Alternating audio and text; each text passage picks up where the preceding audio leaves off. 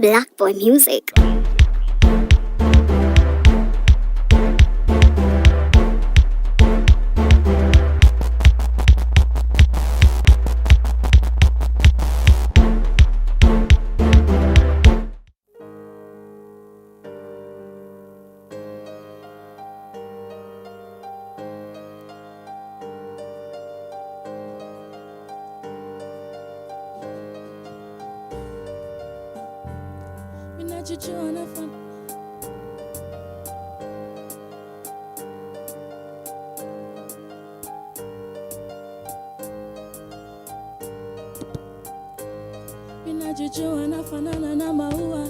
I like to say my dua in the morning. If I let you in through the door, will you leave when the rain pours? I have no idea what to expect. Hope you realize that I'm not perfect. I'm like the sunrise, I'm like the sunset. Ikifika tena badilika, just as zingine miudhika.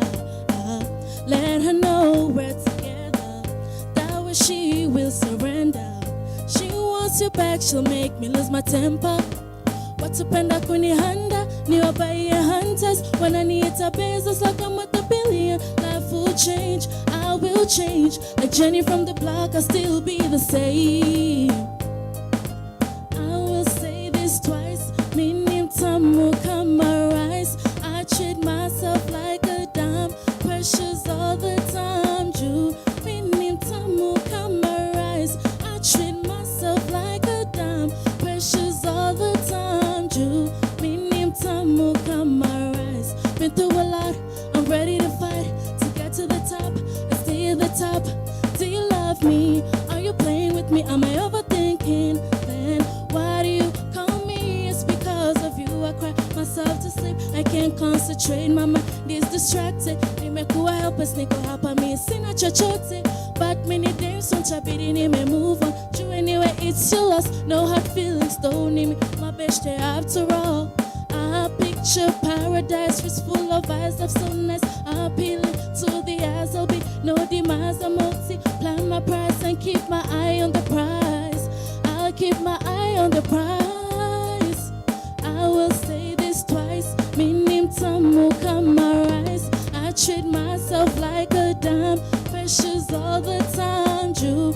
Mini mtamu kama rice. I treat myself like a dime. Precious all the time, Jew. Mini mtamu kama rice.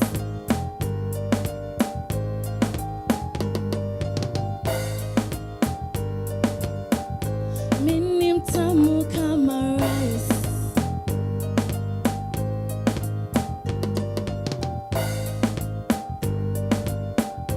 Mini mtamu kama rice.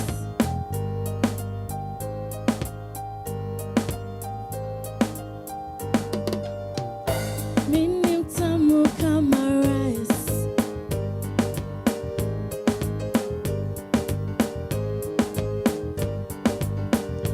Mini mtamu kama rice. Minajijua nafanana na maua.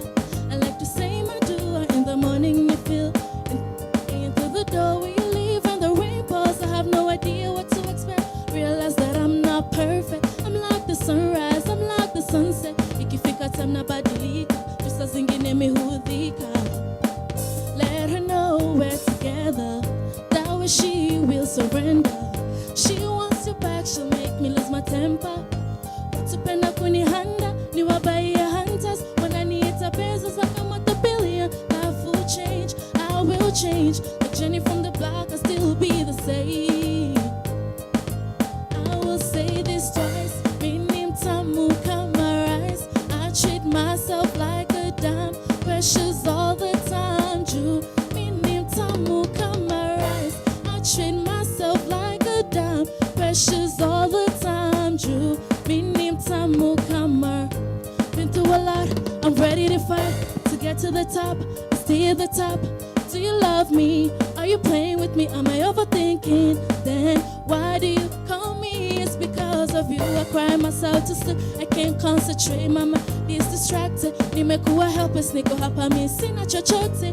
But many days unchabidi nime move on. You anyway, it's your loss. No hard feelings, don't see me. My best day after all. I picture paradise, it's full of eyes of so nice. Appeal There'll be no demise. I multiply my price and keep my eye on the prize. I'll keep my eye on the prize. I will say this twice. Meaning time will come arise. I treat myself like a dime. Precious all the time, Jew. Meaning time will come arise. I treat myself like a dime. Precious all the time, Jew. Meaning time will come arise.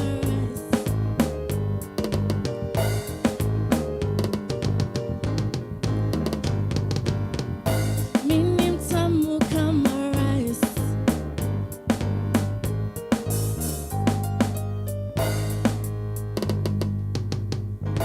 Meaning time will come arise.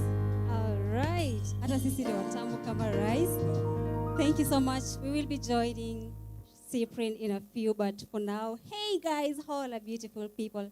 How are you guys doing? I am super excited to be here today, and it's always nice to have you guys tune in for E-Squared every Saturday from 2 p.m. Remember, we're always live on YouTube at E_Squared TV. And of course, you can find us on our socials on Instagram at E_Squared KE, on Facebook at Eastlands Expressions, and on Twitter at E_Squared KE.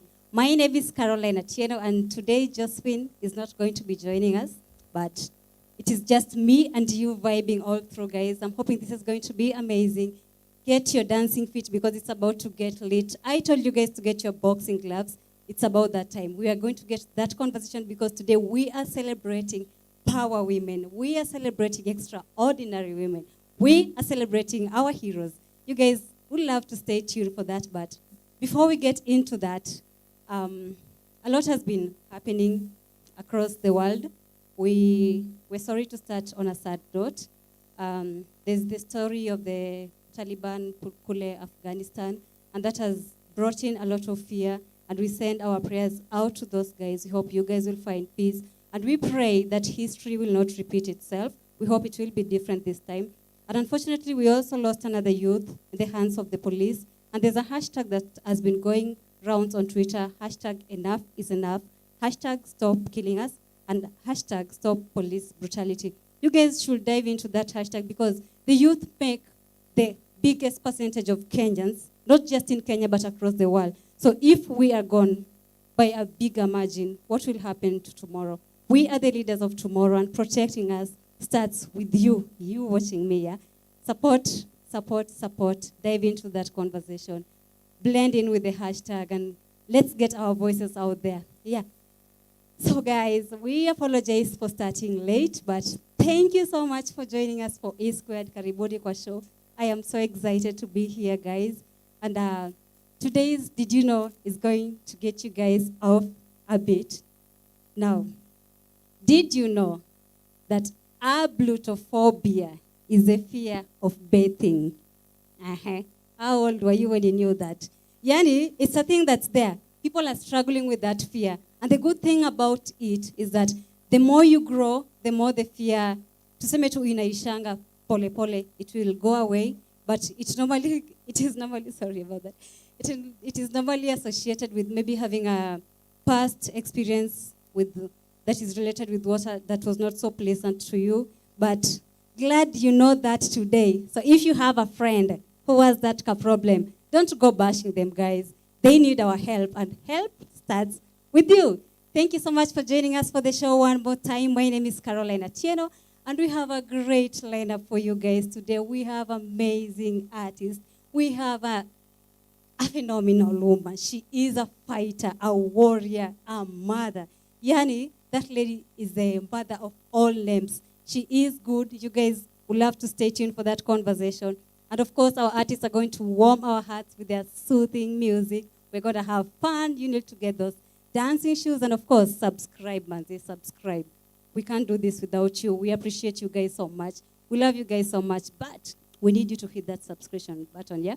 Subscribe so that anytime we go live, anytime we put out our content out there for you guys are ready to get that content without struggling that much. And of course, thank you so much, Black Boy Band. You guys always keeping it lit on E-Squared, always keeping it company. Thank you so much. We really appreciate you guys. So guys, before we get to our first artist of the day, I would love to introduce our Shiro of the week. This week, we are celebrating a journalist, an author, a nurse, a politician. She is the mother of all trades.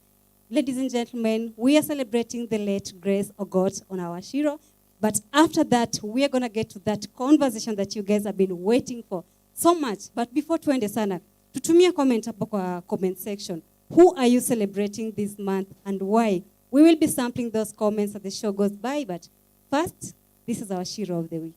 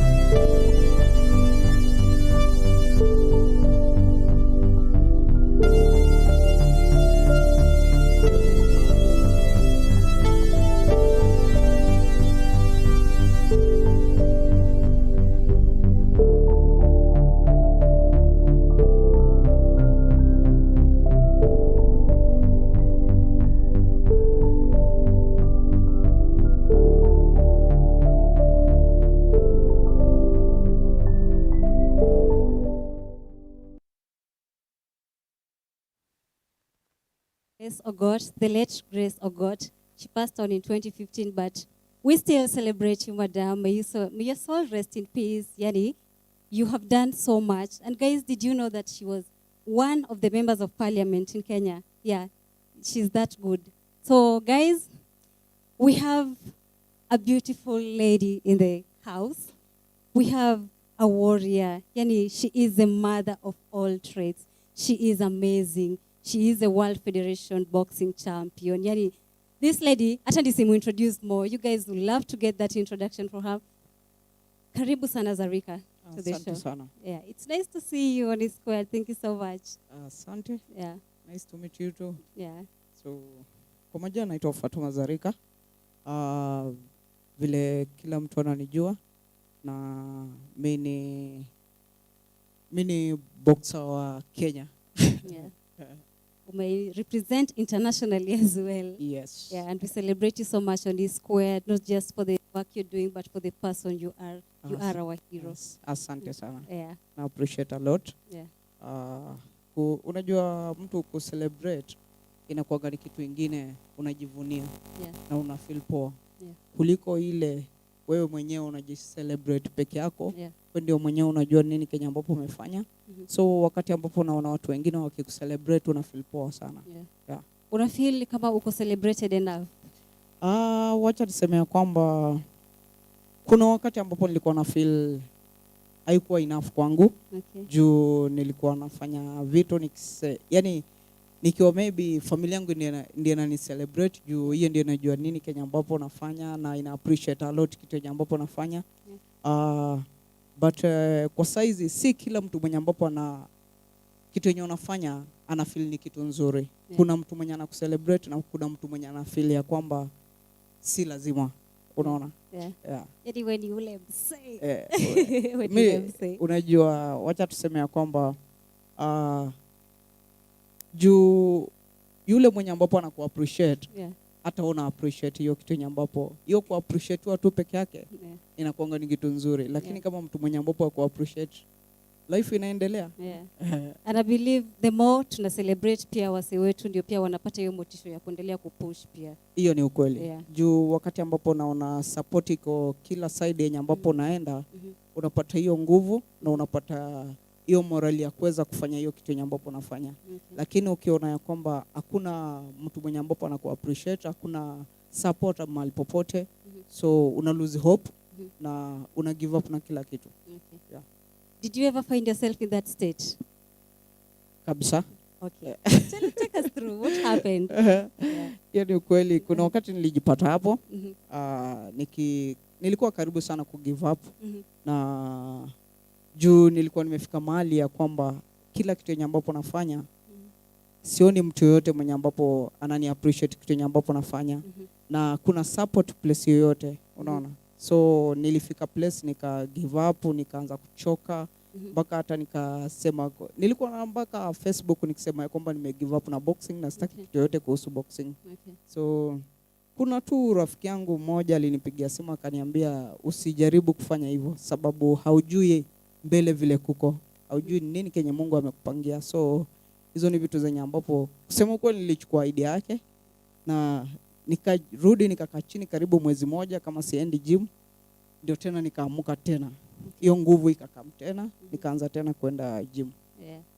Sisi tutakucelebrate. Kila siku tutaendelea kucelebrate Zarika kwa sababu yati wewe ni ule dem and he is to girl power. He's going to celebrate you each and every single day. Na usiwahi stop. Don't stop believing. Wewe ni mnoma yani. Nashukuru. Nashukuru sana. Yeah. So kuget kujua Zarika ni nani?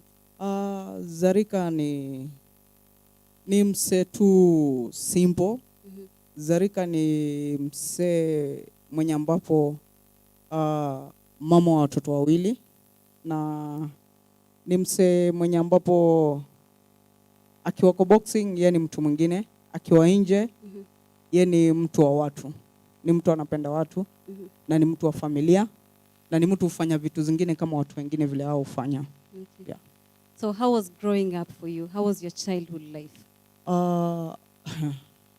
Ilikuwa ngumu kusema ukweli.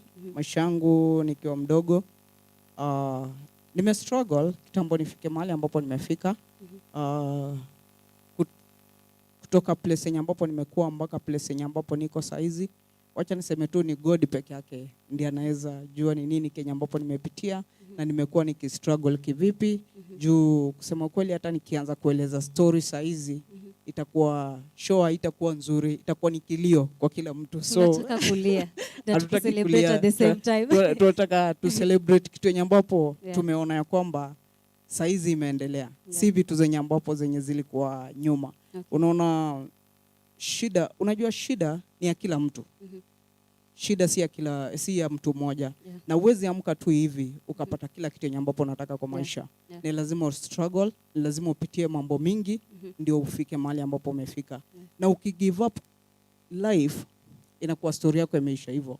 So wacha niseme ya kwamba sisi kwetu tulikuwa watoto wawili, tulikuwa mimi na ndugu yangu Musa Mohamed. Tuli struggle kusema ukweli. Madhangu alikuwa single mom. Place yenye tulikuwa tunaishi South B pale ghetto. Hapo ndio tumekuwa kwanza tulitoka side za satellite, tukakuja pale South B pale ghetto, tukakaa hapo ndio tufikirie nini Kenya ambapo tunafaa kufanya. Na kusema ukweli talent iko. Na ukisema ya kwamba ati hata ukisoma ni lazima ukuwe na talent. Juu hiyo maybe ndiyo itakusaidia. Itakutoa mahali ambapo uko mpaka ikupeleke place nyingine. So wacha tuseme kwamba tuli struggle, mimi na Musa akaingia football, mimi nikaingia boxing. Na mara ya kwanza nilicheza game yangu ya kwanza na sikulipwa. So story kaenda hivyo, nikacheza ingine ya pili sikulipwa tena. So nikaona hii mchezo, nikacheza tena ingine nikapewa kitu kama 1,000. Nikaona maybe the more naendelea life itakuwa poa. So saa zingine ulikuwa unatoka hapo na hiyo pesa, unaenda unanunua unga, unanunua vitu kidogo kidogo tu kwa nyumba juu unataka kusaidia mamako, vitu kama hizo. So life ilikuwa hard. Tulikuwa tunajaribu, tuna struggle ndio at least tufike mahali ambapo tumefika. Na reaching that from tuseme msemenya kwa hiyo space hii, maisha ghetto si rahisi. Pia mimi nimekuwa kwa hiyo space before. So like how did you get yourself out to being the hero you are right now? Wacha niseme ya kwamba ni kustruggle na kukosa ku give up. kwa life juu wewe mwenyewe unajua shida yenye ambapo unapitia. Ndio kwa maana unataka utoe mzazi wako pale mahali huko. Utaki ile life yenye ambapo uko nayo saa hiyo. Unataka at least uchange life yako. Na unaona unakaa chini hivi unafikiria kwamba give up itakuwa give up maisha yangu yote. Na siwezi kusaidia mamangu chochote ama ndugu yangu ama nani yoyote, unaona. So ni kitu yenye ambapo inakufanya ni lazima upush, lazima ustruggle na lazima ujikaze. Juu okay, kuna watu wenye ambapo watakulet down, kuna watu wenye ambapo watakupromise vitu but hazita happen. Na zikikosa ku happen ni nini nyingine utafanya? Unafaa kujua kwamba hata zikikosa ku happen nita struggle kivyangu na nifanye hii kitu kingine, maybe Mungu atasaidia, atafungua njia. So hizo ndio vitu zenye ambapo mimi nilikuwa nafanya. Nilikuwa unapromisiwa vitu, hiyo kitu hai happen. So naendelea tu kupush life. Na game yangu ya kwanza, wacha niseme ya kwamba kucheza nje ndio I think ilibadilisha life yangu. Nilienda nikacheza game German. Na wakati ambapo nilitoka German nilishindwa game but nilipata do. So hiyo ndio ilikuwa kitu nzuri ya kwamba at least inaweza change life yangu. Nikapata do na nikakuja nikahama ghetto, nikaenda pale tu South B pale juu karibu shopping center. Nikatafuta hao na nikakaa. So nikaona at least life inaanza kuenda vizuri. Nikaendelea tu hivyo mpaka mahali ambapo niko. The first game hiyo ya German, how did you get finance kuweza kufika majuu? Nilikuwa na jamaa mmoja alikuwa anaitwa Caleb Kuya. Huyo ndiye alikuwa manager wangu kwa saa hiyo time. Yeye ndiye alinitafutia hiyo game na akajua kwamba ni lazima ni train, unaona. Okay, si ati ilikuwa ni game ya pesa mingi but ilikuwa ni game yenye ambapo mimi kivyangu nilikuwa najua ni pesa mingi. Sababu hiyo time ya kwamba mtu kukupatia 100k ilikuwa ni ngumu sana. So wakati ambapo unasikia kwamba hii game ni 150 na huyu jamaa maybe anakula kitu kama 30 ama 50 ubaki na 100k, unaona at least umejipanga, unajua vizuri sana hii ni kitu yenye ambapo nitaenda na nitarudi na pesa na maybe ita change life yangu kidogo. So huyo ndiye alikuwa ananisimamia kila kitu. Big up Caleb for supporting Zarika on that. So before we get deep into the conversation, umongelea story na watu kukupromise vitu they never come to pass. Tumesikia of certain situations pia na other people, mtu anakuambia mimi nitakupea hii but at the end of the day our fulfilling your promise. Why do you think we have that problem? Wacha niseme ya kwamba ni ukweli hiyo ni kitu yenye ambapo mimi husema ya kwamba hakuna haja ni kupromise kitu kama najua vizuri sana sitafanya. Ni vizuri niseme ya kwamba nitafanya kitu fulani yenye ambapo nitaweza. Lakini hakuna haja ni kuambia kwamba nita change life yako na ukweli siwezi change. Kama sina hiyo uwezo siwezi kupromise ya kwamba nita change life yako na nikose kuchange. Ama nitakupatia pesa fulani na nikose kukupatia. Nitakwambia kitu yenye ambapo naweza fanya. Kenye nitafanya hata kama ni kidogo. Unaona. Juu wacha niseme ya kwamba ukipromise mtu kitu huyo mtu anakuwa kila saa anajua vizuri sana nimepromisiwa kitu fulani mahali fulani na I hope nitapata hiyo kitu na I hope itanisaidia hivi na hivi, unaona. So inakuwa ni kama ni deni uko nayo na huyo mtu juu umepromise hiyo kitu. So hiyo ndio kitu yenye ambapo pia nafanya watu wengi wana give up na kitu yenye ambapo wanafanya sababu mtu amempromise kitu haiku happen vile alikuwa anataka, unaona. So anaendelea hapo na ku give up. Na haifai kuwa hivyo. Unafaa kujua kwamba wewe amenipromise hajanipatia what next. Lazima uko na plan A na B. Basi ikiwezekana. So why boxing? Why boxing? Wacha niseme kwamba I think nili choose boxing because niliona ya kwamba boxing si ati tuko team. Ni individual. Mtu mmoja wewe mbele na nyuma ni wewe kivyako. Wakati umeingia pale kwa ring uko peke yako.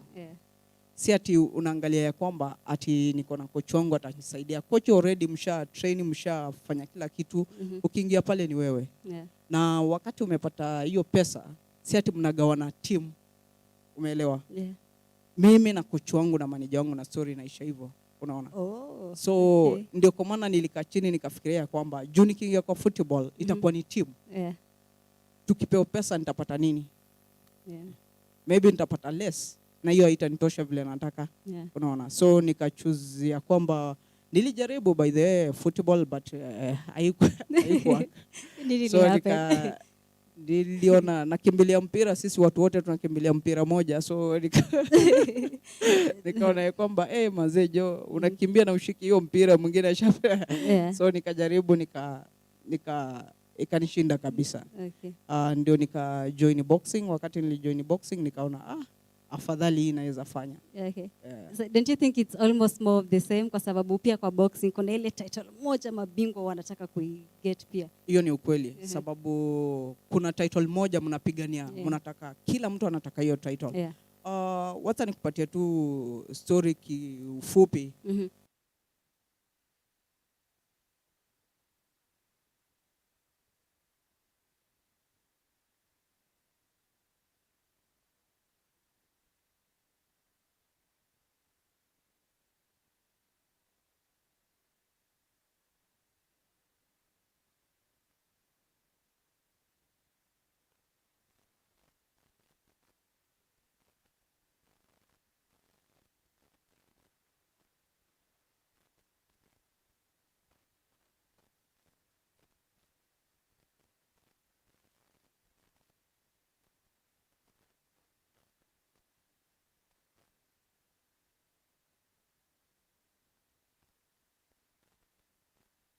Sini afadhali nikae Kenya kuliko nikuje huku tena nianze kusafa.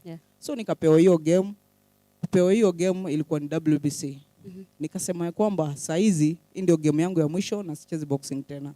Okay. Kwenda pale hata sikuamini Mungu alitenda maajabu na nikashinda WBC. Yeah. Nilirudi Kenya ikachange maisha yangu complete.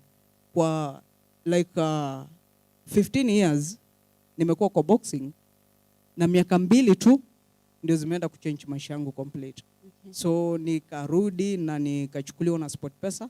Manze nashukuru sana sababu hao ni watu wenye ambapo walinichukua na kunichukua tu hivi, wakati tu walinishika mkono tu hivi, kila kitu ikachange. Okay. Sikuamini mahali ambapo nilikuwa na mahali saizi ambapo niko saizi. Growth, persistent, yani believing in what you do. So before we get to your fight ya Catherine ya WBC, the first fight umesema haukulipwa. Tell us about that fight. Wacha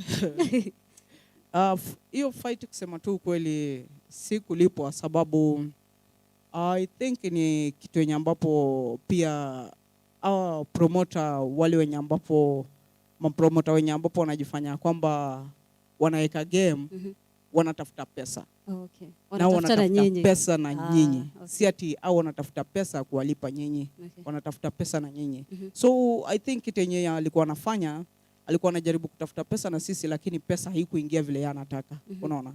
Akakosa hiyo do. So akakosa mpaka do ya kulipa maboxer. So kila boxer akashika mguu akienda kwao. Na sasa hiyo hauna transport, imagine. Ya kufika mpaka mahali ambapo uko. Okay. Ni so sad. Na unadhani ni kitu bado boxers wanapitia? Hiyo ni kitu yenye ambapo mpaka saizi kuna maboxer wanapitia shida kama hiyo. Okay. Ni ukweli. As a champion, how can we help those boxers out of that space? What can we do about it?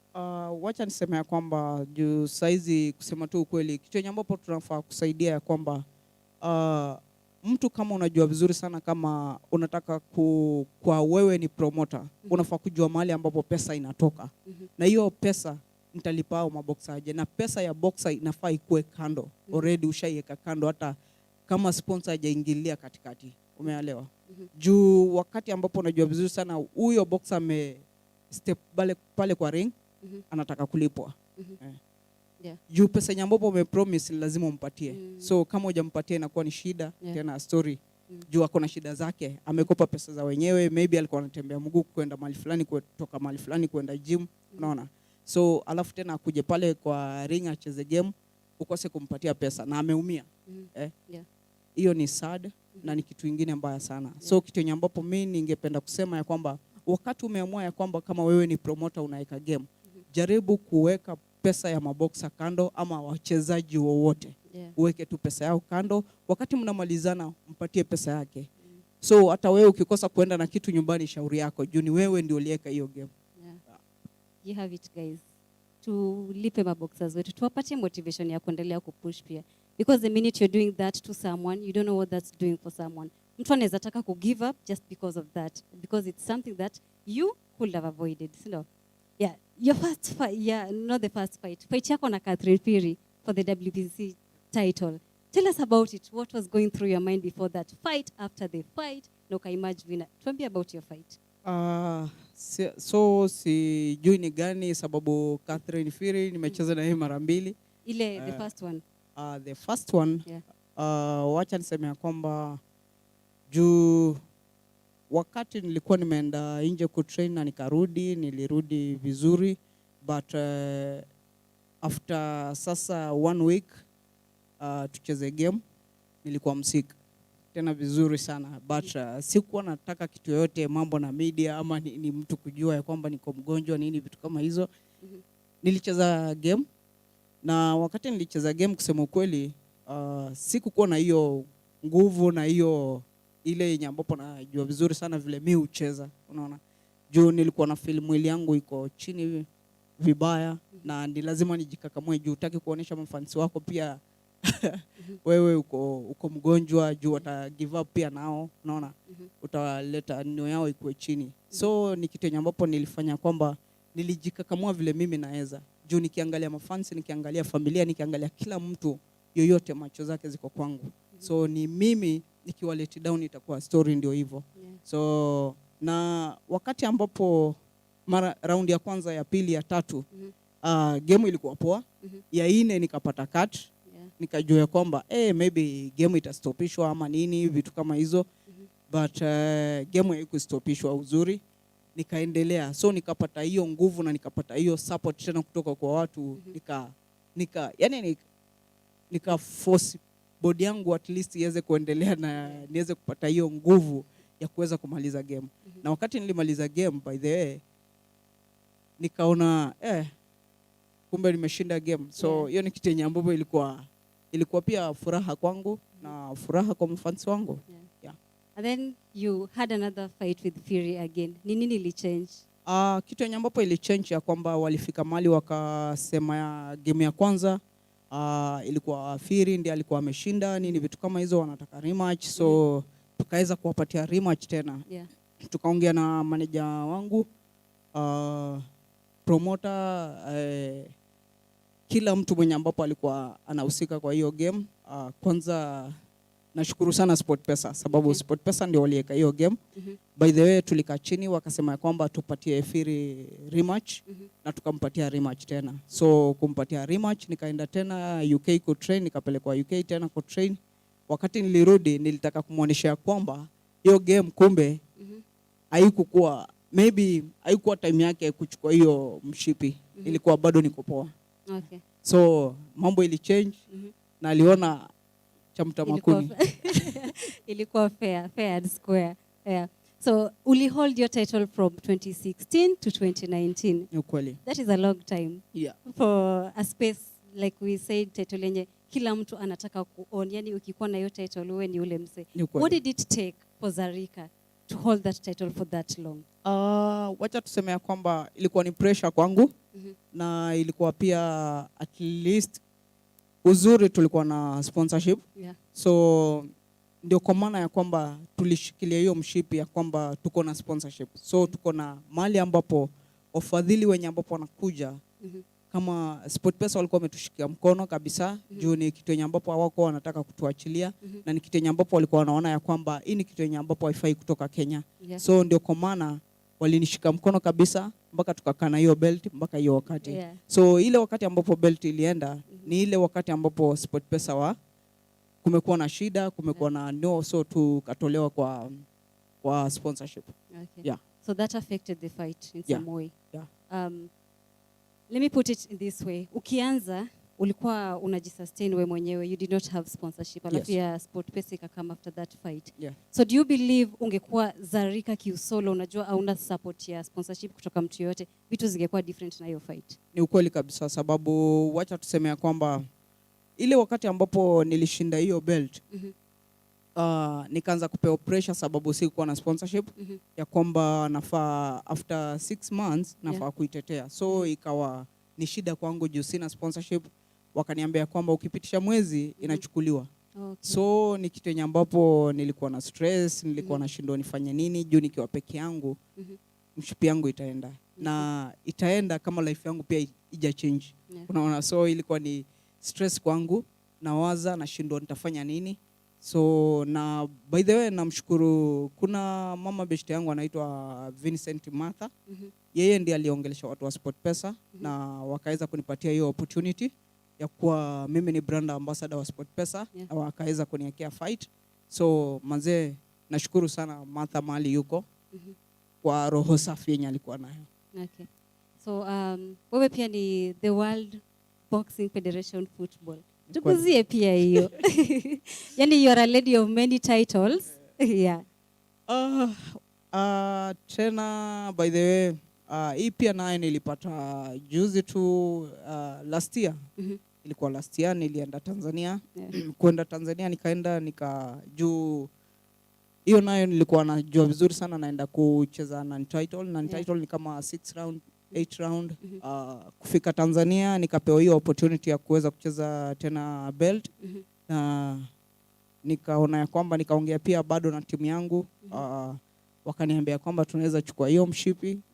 Nikacheza by the way, nikachukua mshipi na mpaka saizi bado niko nayo. Amen. Yeah.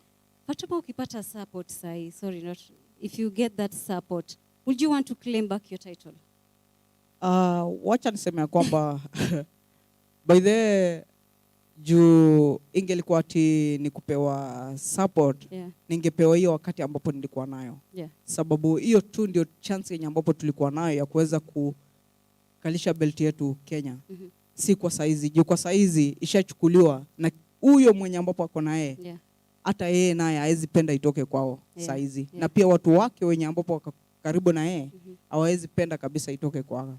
So hiyo ni kitu yenye ambapo hiyo opportunity wangenipatia ile wakati nilikuwa na hiyo belt hapa, ama ile wakati SportPesa walikuwa wameshajiondoa, hiyo opportunity ingekuwa nzuri sana kwangu. Kwa saizi sioni kama kuna mtu yeyote mwenye ambapo anaweza kuja aseme ya kwamba mimi nataka Zarika urudi uchukue belt tena.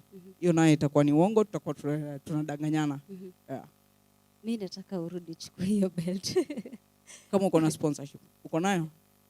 Tunaweza jaribu kufanya kitu.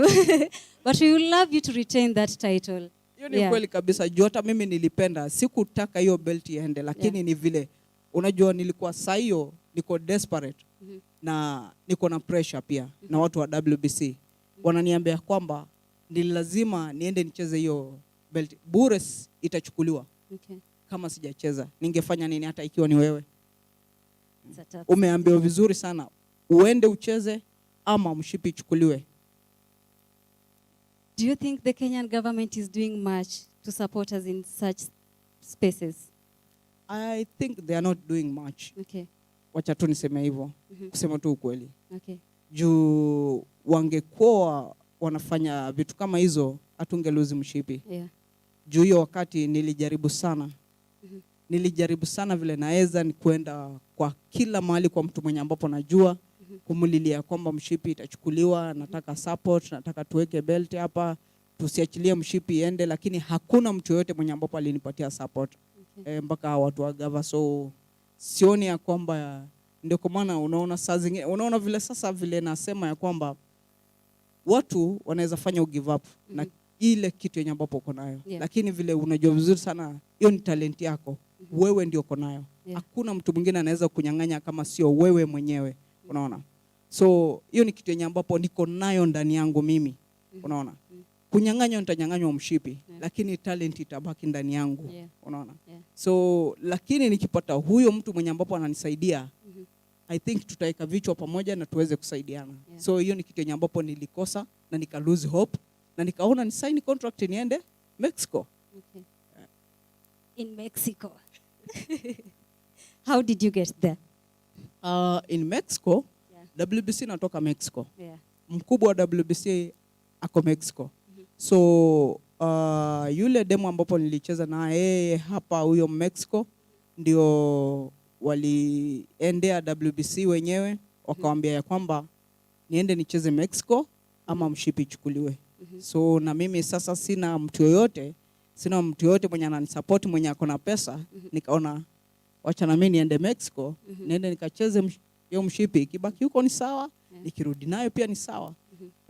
Ulirudi na mshipi? Sikurudi na mshipi, ilibaki Mexico. Ili change kitu yoyote in your life as a boxer venye una train and all that? Ni kweli ili change a lot kwa maisha yangu, na ili change vile na train pia juu ile wakati ambapo ulikuwa na WBC ulikuwa una train sana na unajipush na uko na watu wenye ambapo yani uko na makoch. Hauwezi lala kwa nyumba hata dakika moja kama hujapigiwa simu unafaa kuwa ndani ya gym. Unaona? Na hata wewe mwenyewe unajua vizuri sana kuna hii kitu inakungoja hapa. Anytime unaweza pigiwa simu kuna game. So hauwezi lala. Yani uko tu macho tu hivi. Ukikaa tu kidogo tu hivi simu ndio hiyo. Unafaa kwenda kucheza mahali fulani. So unafaa kuwa busy kila siku. Uko gym kila siku. Una train kila siku. Unaona? Lakini wakati ambapo belt ilienda by the way change a lot, nilishindwa na trainia nini? Ni nini mbona na struggle? For 20 years nimekuwa kwa boxing. Nimeshika WBC sasa. Ndio hiyo imechukuliwa tena. Tena nini tena nataka? Watu wenye walikuwa wananisupport ndio hawa wako tena. Nimebaki mimi peke yangu. Hakuna kitu kingine naweza endea. So wacha nikae chini sasa. Nifikirie life yangu, at least watoto wangu nini vitu kama hizo. And mimi I still believe Zarika, bibi bado naamini ile title bado tunaweza ipata. I still feel with the right support we can bring that title back home. It's worth it. Wacha niseme ya kwamba hiyo ni ukweli kabisa. Bora tu tupate watu wazuri. Lakini kama hatujapata watu, unaona hiyo itakuwa ni impossible kwangu.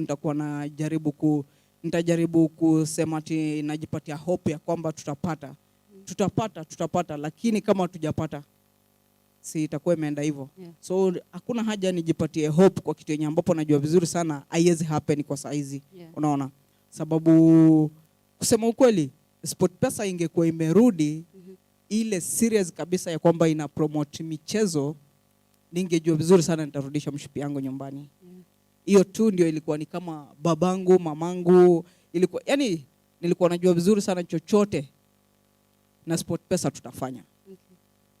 It might take time, but wewe jua tu is squared, we are behind you. Yani we will try as much as we can, because I believe it's not good to hope for something that might take time, but just having that hope that it will one day come back to you is everything.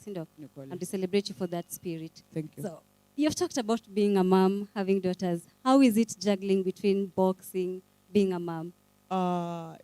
Wacha tuseme ni wewe kujipanga. Na ni wewe wakati watoto wangu walikuwa wadogo na bado nilikuwa kwa boxing, nilikuwa najipanga sana. Ni lazima nihakikishe kila kitu iko seti. Nihakikishe nimeamka asubuhi, nimetayarisha kila kitu, nitoke niende rodi, nitoke rodi nikuje. Yani wewe ni kujipanga, ukuje ujipange, at least uhakikishe kila kitu imefanyika juu wakati unaamka kitu kama saa 11 unajua vizuri sana kila kitu itakuwa sawa. By 6 utoke kwa nyumba uende ukimbie maybe 30 minutes urudi, alafu uendelee tu na vitu zako, upumzike tena, alafu uende gym. Unaona? Hizo ni wewe kujiwekea time yako na kufanya vitu zako vile wewe unataka. So by the way nilikuwa napanga watoto wangu na ninajipanga pia mimi mwenyewe. What I feel like about mama wako kuwa superstar. Moja ndio huyo hapa kubwa. She will join us later to pia tuweze kumjua pia. But what impact does that have on them? Their mother being that say in a space it's hard to hold on to a title for that long of a time, but you did that. And you keep shining, Zarika. Wewe bado you keep soaring to deeper heights, greater heights. How is it for them? Kitu yenye ambapo kusema ukweli nilipenda watoto wangu ni support. Ile yenye walikuwa wananipatia. Na tukiwa chini wanajua tuko chini. Na hiyo ni kitu yenye ambapo wanajua vizuri sana. Saa zingine anakuja anakuambia siku moja kila kitu itakuwa sawa. So hiyo ndio support yenye ambapo nilikuwa nashinda nikipata kwa watoto wangu. Hata nikilose game hawasemi sijui nini. Unaona vile sisi wa Kenya tuko, unajua wakati unashinda wewe ni mtu wa watu, wakati unashindwa wewe si mtu wa watu. So hiyo ni kitu yenye ambapo moja yenye ambapo nilikuwa napendea familia yangu. sababu nishindwe nishinde wako pale na mimi. Unaona? Hao ndio wanajua ni nini struggle gani yenye ambapo na struggle ndio nifike hapo mahali. Ni kwa nini nimeshindwa hiyo game? Wanajua. Unaona? So hiyo ni kitu yenye ambapo hiyo support yenye walikuwa wananipatia ndio ilikuwa inafanya pia at least naweza kujipush na naweza kujua ya kwamba sitaki watoto wangu wakae life yenye ambapo mimi nilikuwa nataka at least niwatoe hapo niwapatie life nyingine yenye ambapo wenyewe wako nayo na wasome wasikae kama mimi. Unaona? So hiyo ndio kitu yenye ambapo yenye ilikuwa inafanya support yao na mimi mwenyewe kujipush. Nilikuwa najua vizuri sana nini Kenya ambapo nawatakia katika maisha yao. Okay. How interact na wewe aje kwa nyumba? As in, najaribu kujieka in this situation. Madhangu ni ule msee. Yani, you don't know what might happen. How do you relate with them? Wana interact na wewe aje kwa nyumba na mkiwa nje? Watoto wangu ni mabeshte zangu. Okay. Marafiki zangu. Na ni kitu ya kwamba by the way ukikam kwa nyumba yangu hauwezi jua ya kwamba mimi ni nani wao. Unaona? Saa zingine yani siko hivyo mserious vile ati vile watu wanafikiria. Mimi ni mtu mwenye watoto wangu tunacheza kwa nyumba, saa zingine tunaweza ambiana jokes. Unaona? Saa zingine hata wakiwa na shida ni lazima kuja niambie kwa hivi na hivi na hivi vitu kama hizo. Nampatia mawaidha, namwambia hii si nzuri, hii ni nzuri, unaweza fanya hii. Unaona? So ni kitu ni lazima kuwe rafiki kwa watoto wako. Ndio at least uweze kujua ni nini Kenya ambapo kinaendelea na maisha yao. Na wewe interact na watu waje nje sasa apart from the kids? Wacha niseme kwamba mtu mwenye ambapo ananijua, mtu ananijua vizuri sana. Si tunakuwa tu tunaongea maybe kama mtu nijui. Unajua mtu mwenye ambapo anijua anasema wachana na huyo, maybe anaringa ama maybe sijui hataki kuongea na watu ama ako serious sana. Unaona? Sikuangi hivyo serious. Mimi ni mtu wa watu na mimi ni mtu mwenye ambapo napenda watu. Waboya hawakuogopi? Si kuna watu kuna wenye wananiongelesha. Wenye ambapo wanajua Zarika nini lazima tuongee nini. Unaona vitu kama hizo.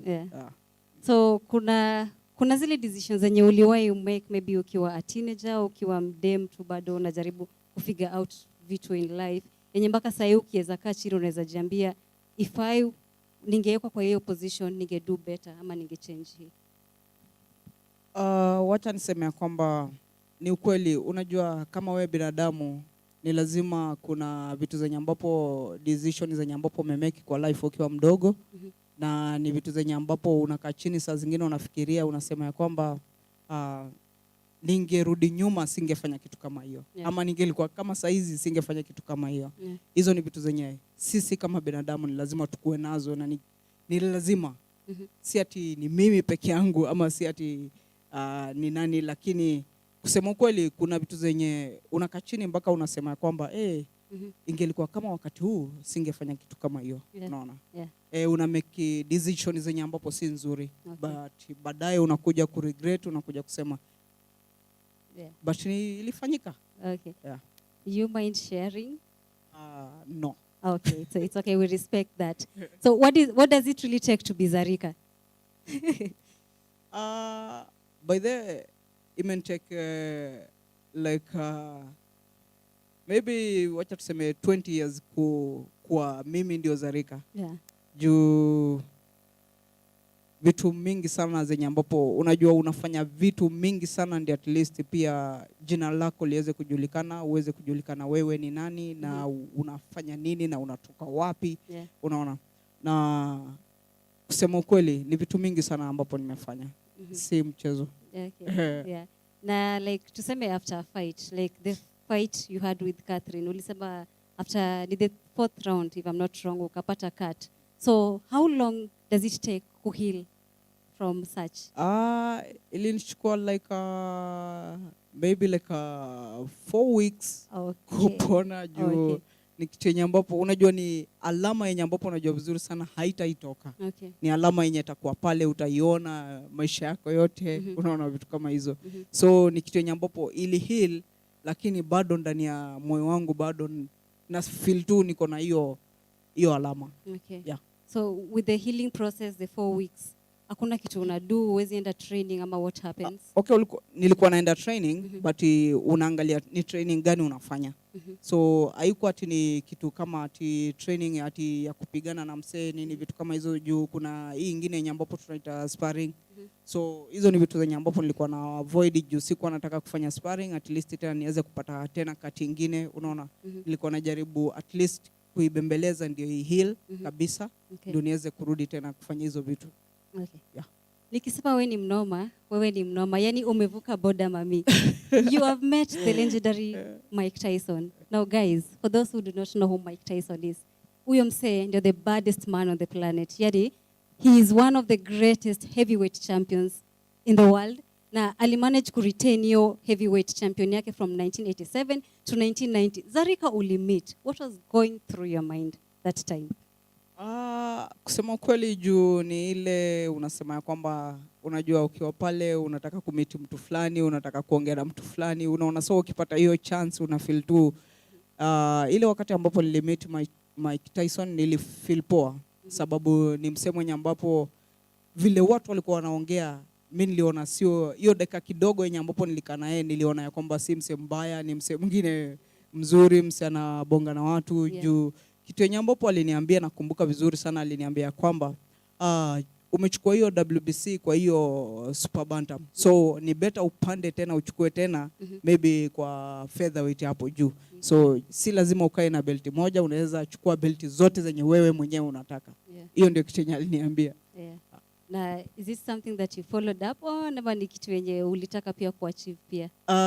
Kusema kweli, juu nilisema ya kwamba hiyo ni idea poa. Ilikuwa ni idea poa kwangu. Nilijaribu, nilikuwa na change weight zangu. Nilikuwa na change na toka super bantam, nikipanda nikiingia feather. So hata hii belt nyingine nilicheza feather na nikachukua, so nikaona ya kwamba ni ukweli, si lazima ukae kwa weight moja, ni unaweza chezea weight zote zenye wewe unataka na zenye ambapo uko comfortable nazo. Okay. Yeah. Nini unaweza sema inakufanya unakuwa unique as a female boxer? Siwezi nikajua. Unajua wacha tuseme ya kwamba unajua kitu moja yenye ambapo pia tunaambiwanga ukiwa kwa mchezo yoyote, discipline inakuanga ni kitu kingine mzuri. Ukijiheshimu na uheshimu pia watu wenye ambapo wako karibu na wewe, na kumshukuru Mwenyezi Mungu vile life yako vile wewe unaenda, I think inakuwa unique kwako na unique pia kwa watu wengine. Okay. Yeah. Let's talk about your greatest inspiration, hands on stone. I'm talking about Conjestina mwenyewe. How did it get to that point ukajiambia like mimi nataka kuwa kama Konje na kufollow hiyo path yake? Wacha tuseme kwamba wakati ambapo nilijoin boxing, mtu wa kwanza kabisa kupelekwa kwake ilikuwa ni Conjestina. Sababu ile wakati ambapo nilikuwa nataka kujoin boxing, msemo mwenye ambapo alinipeleka place ya kutrain, kwanza kitu ya kwanza alinitia Conjestina akiniambia kwamba mtaanza kutrain na huyu. So hapo ndio nilijua vizuri sana. So yeye ndio tunafaa kuwa pamoja, na yeye ndio tunafaa at least aweze kunionyesha vitu zingine zenye sijui, na pia mimi nimuonyeshe vitu zenye yeye hajui, tuweze kusaidiana kwa hiyo mambo na boxing. Okay. Yeah. Now, do you think the Kenyan government supports our boxers as much as they should? Because looking at the situation of where Conjestina is right now, do you think there's something we would have done to change that scenario? Ndio kwa maana ya kwamba nimesema ya kwamba hapa ya kwamba wakati uko wewe ni mzuri na unashinda game na uko pale kwa ring unacheza game, wewe ni mtu wa watu. Wakati shida yote imekupata, wewe haukui mtu wa watu, inakuwa wewe uko nje sana na watu. Umeelewa? Juu hakuna mtu yote mwenye ambapo atakusaidia, na hakuna mtu yote mwenye ambapo atakuona ya kwamba wewe ulikuwa mtu wa maana ama ulikuwa unafanya kitu fulani. Ndio ya kwamba mimi usema kivyangu, mimi nasema juu nikiwa pale kwa ring, wacha niseme ni mimi peke yangu. Okay. Yeah. Ni mimi peke yangu na familia yangu. Sababu ni mimi ndio niko pale, kitu yote kinipata pale kwa ring ni mimi, na familia yangu ndio itajua uchungu yenye ambapo wanapitia kuluzi, nani mwenye ambapo wameluzi, unaona. Yeah. Lakini watu wengine hawatajali, maisha yao itaendelea na kila kitu itakuwa sawa kwao, unaona. Lakini ni nani ataumia? Ni familia yangu na Yeah. mimi mwenyewe. Yeah. So hiyo ni kitu yenye ambapo tunafaa kujua ya kwamba wakati ambapo tuko pale ni nini tunafanya, na tuangalie pia maisha yetu ya baadaye. Na tujue ya kwamba ni nani rafiki yako na ni nani si rafiki yako. Okay. Cha tuangalie comments. Thank you guys for keeping it a squared. Remember, we are always live every Saturday from 2 p.m. on YouTube at E_squared TV. And of course, you can find us on our social media handles on Instagram at E_squared KE, on Facebook at Eastlands Expressions, and on Twitter at E_squared KE. So it's Obuma's Magic, anasema girl power to the world. Asante sana kwa keep it is squared. Welcome to the show. Turn the notification bell. Do anytime tunaenda live utakuwa kwa notified tuko live. Usimiss out on the next show. Steve Biko anasema niko ndani. Asante sana Steve Biko. Beatrice Patricia amesema moto, Zarika ni moto. Ian Shorty anasema Eastlands Expressions to the world. Yes, Eastlands Expressions to the world. Beatrice Patricia anasema Zarika ana shout. Asante sana. Yeah. Steve Biko anasema I'm so happy, yani hii show inaleta watu wa nguvu. Big up Zarika. Steve Biko anaku big up. Josephine Ndugu anasema she's really a humble soul. When you humble. Nancy Bansi anasema big up Zarika. We celebrate you so much mama. Thank you. Yeah. Josephine Ndugu anasema tena hey super host Caroline looking so cute. Thank you so much my co-host. Ian Shorty anasema how did it feel being visited by Mike Tyson? I think we've talked about that. Yeah. Lea Odhiambo anasema go girl, don't give up, you are strong indeed. Thank you. A lot of people believe in you. We believe in you so much. Yeah. Anasema the show to be in. Thank you so much. King Difa anasema huyu dem ni mngori. Wani mngori. Shukuru sana. Yeah, asante sana King Difa. Brad Official anasema how was it boxing Mikado? I don't know if I've got the name right. Yeah, Mikado. Yeah. How was it? The fight was good, but wacha tuseme kwamba ni vile pia unajua unaambiwanga mcheza kwa utunzwa, na kusema kweli wakati ambapo nilienda Mexico unaangalia mafansi wake wote wako pale. Yeah. Mimi ni watu wangu wenye wako kwa kona peke yao ndio wenye niko nao. So ilikuwa ni game ngumu na game nzuri kwangu pia. Okay. Hope we get that jibu. Brad, King Difa anasema more love to the show. Thank you so much King Difa. Josephine Dungu tena ametuma comment hapa. Okay, it's a question. Do you feel like Kenyans support our boxers? Sometimes it feels like we support our athletes, rugby and footballers. Like what she's trying to say, it feels like tunapeana that much of attention towards other sports, we forget about boxing. Hiyo ni ukweli kabisa. Hiyo ni ukweli juu ni ukweli amesema ni ya ukweli, sababu ukiangalia kwamba wana support mbio, wana support rugby sana kuliko boxing, kusema tu ukweli. Juu wacha niseme ya kwamba wakati unaenda pale kwa ring, bendera ya Kenya ndiyo inaamushwa, si ya country nyingine. So hiyo ni kitu yenye ambapo michezo zinafaa kuwa zote equal, mna support michezo zote equal, sababu pia hao watu ni wa Kenya. Okay. Yeah. Can we change that? Maybe our government. Okay. Yeah. Our Kenyan government. Please do something for our boxers. I beg, they are representing us. Steve Biko anasema Zarika talk to girls who believe that to make it lazima ukuwe na mbaba au sponyo.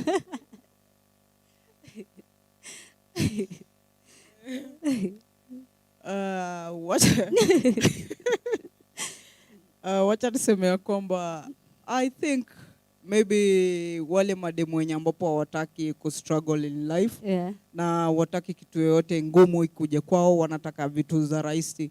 Na vitu za rahisi kusema ukweli zinakuanga na matatizo. Sababu vitu kama ati unaongojea mtu akuletee ama unatafuta ligi baba at least ndio liweze kuchange life yako, utaumia baadaye. Sababu huyo mzee kuna time yenye ambapo atafika atakwambia kwamba utoke, na utatoka bila anything. Utakuwa tu umesimama mbele na nyuma. So ni better ujitafutie kitu yako yenye ambapo unajua vizuri sana ni yako na ni jasho yako. Hiyo utafurahia, na kuna mtu yote mwenye ambapo atakuja hapo akutoe isipokuwa wewe mwenyewe. Ladies, you've had it, It's your hard work and determination. Brad Ngota amesema most former boxers, for example, Muchoki and the rest, struggle with depression and poverty. What do you think we can do to improve Kenyan boxers' life after they have hung their gloves? Wacha niseme ya kwamba kusema tu ukweli siwezi sema ya kwamba ati au maboxer maybe juu ukiangalia ile life yenye ambapo pia mimi nilikuwa napitia maybe ndio yenye hao maboxer walikuwa wanapitia na maybe hawakupata mtu mwenye ambapo anawa support unaona juu wangekuwa walipata mtu mwenye ambapo anawa support hawangelikuwa hapa mahali ambapo wako unaona wangelikuwa maisha yao iko better sababu wacha niseme ya kwamba ukipata mtu mwenye ambapo anakusupport kusema ukweli utaangalia maisha yako ya baadaye utasema vizuri sana je nikiacha boxing nitakuwa wapi unaona hizo ndio vitu zenye unakaa ukifikiria nataka maisha yangu ya baadaye kuwe hivi na hivi unaona juu hawakupata huyo mtu juu kwa mfano hata mimi singepata hao watu wenye ambapo wananisupport singelikuwa hapo mahali ambapo niko maybe ningekuwa na struggle bado ningekuwa maybe nimejitoa uhai sababu ya vitu kama hizo so sikupenda kwao. I hope they find peace and they find someone to talk to. Bradley Wenje anasema SYPRINE. Okay, that's for SYPRINE. Japheth Mbuya anasema she has a lot of information to tell. Yani you have so much to tell. Thank you so much. Ian Josh anasema who is Conjestina Achieng to you? Conjestina Achieng alikuwa kama sistangu, alikuwa kama rafiki yangu. So ilikuwa ni kama familia juu ni mtu mwenye ambapo tulikuwa tunatrain pamoja ni mtu mwenye ambapo tulikuwa tu at least place yenye tunaishi sisi wawili pamoja. Are you still in contact? Because after the title, the WBC title, she was there with you. Are you still in contact? Juu wakati ambapo vile alitoka tulikaa tena tuka communicate sababu kuna wakati ambapo pia kulikuwa na issues tena amerudishwa OC vitu kama hizo.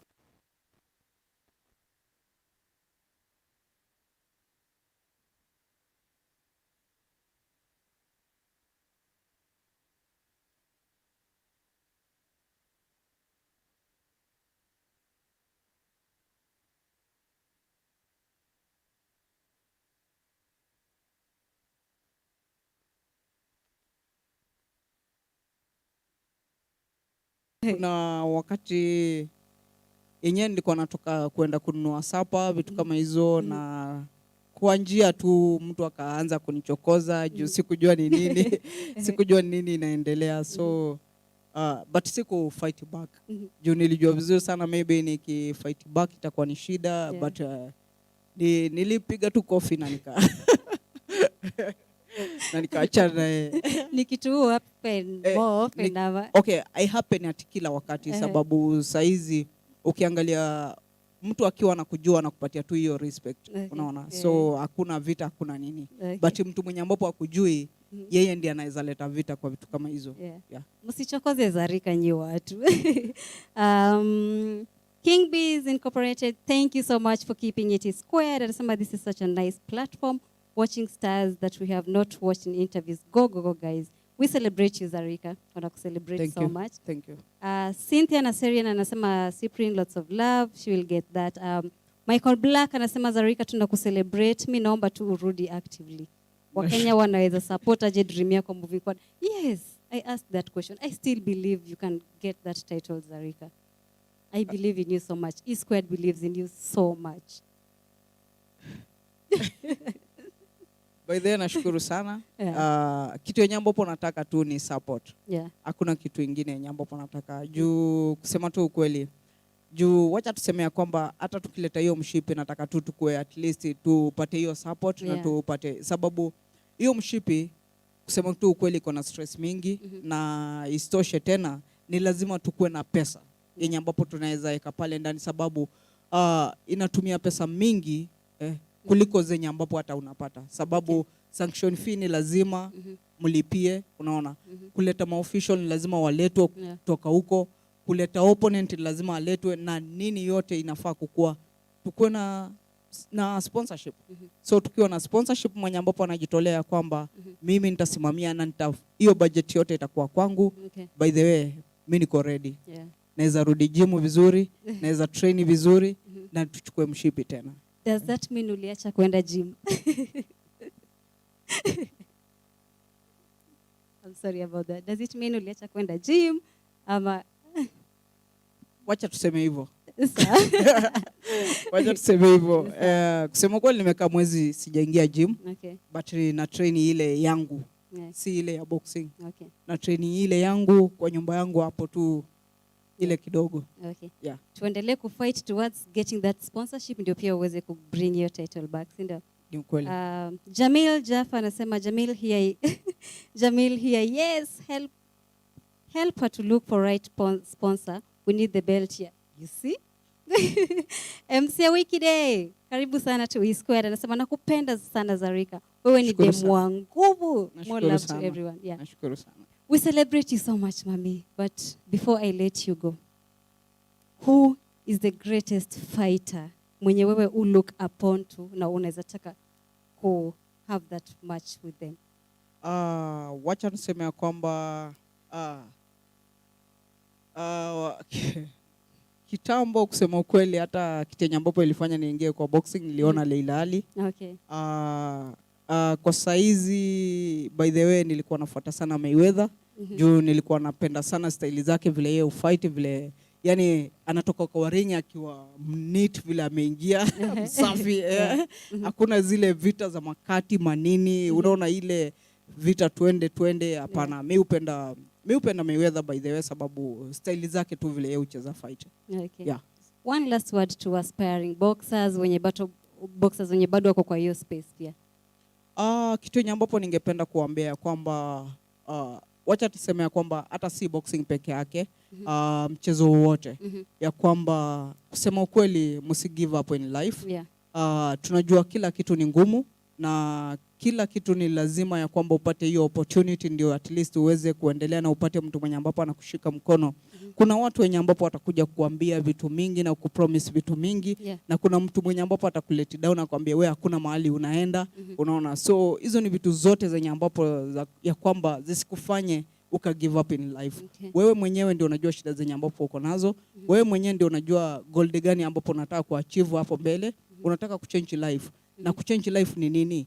Ni wewe mwenyewe. So manze usi give up na life. Okay. Hii life inakuhitaji na watu wote wanakuhitaji pia. You guys, don't give up. There's so much to fight for. Your daughters have been there for you ever since. What would you want to tell them? Ningependa kuambia watoto wangu kusema kweli nawapenda sana. Okay. Na always nitakuwa hapo nao. Maybe kufa. Mpaka kufa. Okay. Yeah. Yeah. One last question, brother nauliza, federation inasaidiaje boxers? Wacha tuseme ya kwamba federation haiwezi kusaidia sana kwa kitu kama boxing. Sababu wale wako pale pia nao wapate pesa kutoka kwako. Sababu ukipata game kuna percentage yao uchukua. So hiyo ni kitu yenye ambapo haiwezi kusaidia hivyo sana. Unaona, au tu bora tu upate game wakuandikia barua ya kuenda nje, ukuje walipe percentage yao na story ishe hivyo. Okay. Thank you so much. Yani, words alone hazitaweza kudescribe how much we celebrate you on this space. Na keep pushing. Don't stop believing. Asante. Nitarudi gym. Yeah, of course. Tuta-join forces, urudi gym, tutafute sponsorship. Uleta your title back home, sindo? Ni ukweli. Yeah, and we will always celebrate you. Just keep being you. Keep being the hero you are and keep motivating other ladies in the space. Wacha tu hope sana na tuombe Mwenyezi Mungu aweze kutusaidia mpaka tuende mahali ambapo tunataka. Amen. Tutafika. Shukran. Yeah, guys, that was Zarika on our space. Remember, this interview will be up on the YouTube immediately we finish the live stream. And of course, you can find us on our social media handles on Instagram at E_squared_KE, on Facebook at Eastlands Expressions, and on Twitter at E_squared_KE.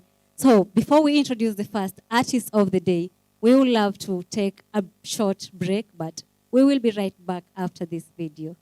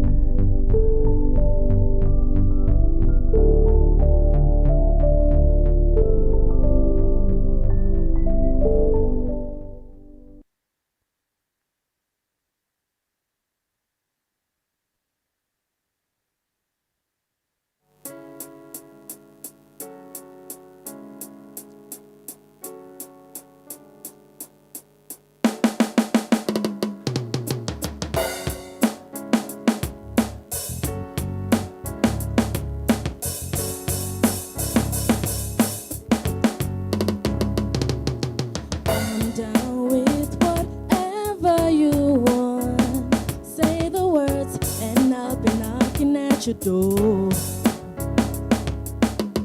Siku hizi niko TBT, you're all over my dreams. Nikiwaza niko tamani, hapakuwa na number 3. Young, wild and free, tukikula happy. Niko TBT, niko TBT. Wameanza kunita wife material, jueni tamu kama spice, sugar coated biscuits are nice. And I don't blame you for your huge ego, cause I know where you get it from. Najua that I'm your favorite girl. Siku hizi niko TBT, you're all over my dreams. Nikiwaza nikitamani, hapakuwa na number 3.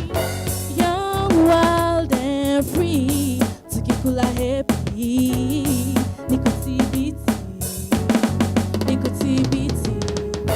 Ulisema I'm the only one. Haya basi, I guess I'll have to believe you. Cause that's how much I'm into you. Do you remember mara ya kwanza tulianja Malibu? TBT, siku hizi niko TBT. Love of my dreams, nikiwaza nikitamani. TBT, TBT, TBT.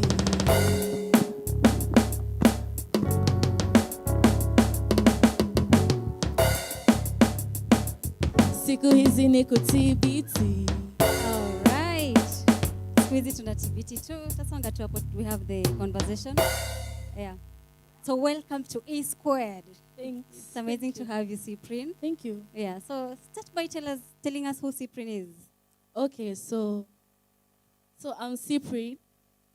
I'm SYPRINE. Yeah. 21-year-old, Okay. and I'm an upcoming artist, and I'm a student in my final year. Oh, okay. Yeah, Strathmore University. Oh. Tuanzie hapo kwa 21 years. How long have you been in the space? Professionally or both. Okay, so let's just say I really wanted to become a singer after finishing primary school. You know, the break you take between class 8 and Form 1. I had so much time, so I used to practice a lot. I was like, this is what I want to do. Okay. Yeah, this is exactly what I want. Yeah. So where did you start singing? Because you were telling me you started in primary school. What triggered that? Music festivals, you know, presentations, during graduation ceremonies. Yeah, so after that, so we came to high school, music festivals, drama festivals, talent shows, class entertainments, just for fun, you know, during prep time. Yeah. You also write songs. Yeah, Yeah, I you write write your own songs. songs. Yeah. What inspires that? Tell us about your writing process. What is it like? So it's not so easy, Okay. but I try as much as I can to relate. You know, what are people going through? Okay. What do people want to listen to? Yeah. What am I going through? Oh, okay. Yeah, it's just like, yeah. Tamu kama sukari. Let's start from there. Tell us Tamu about kama it. rice. Yeah, tamu kama rice, sorry. Tamu kama rice. Yeah. Okay, I wanted to write a feel-good song, but then at the same time, the rice came out of rhyme, you know? Yeah. I was like, mtamu kama nini? Mtamu kama... Okay, let me just say rice. Something so out of the ordinary. Yeah, so that's how the song came about, really. How long does it take to write a piece? Just fix it up and be certain that this is it. It takes a while, really. There's no fixed. It just depends on you, like how fast you want the song to come out or when. But usually an hour, it takes me an hour to write a whole verse, just one verse. Okay. Yeah. So as a 21-year-old in a space that has so many challenges, and there's a lot that come with the industry, is there something that you would have wanted to change in the space? Yeah. Yeah.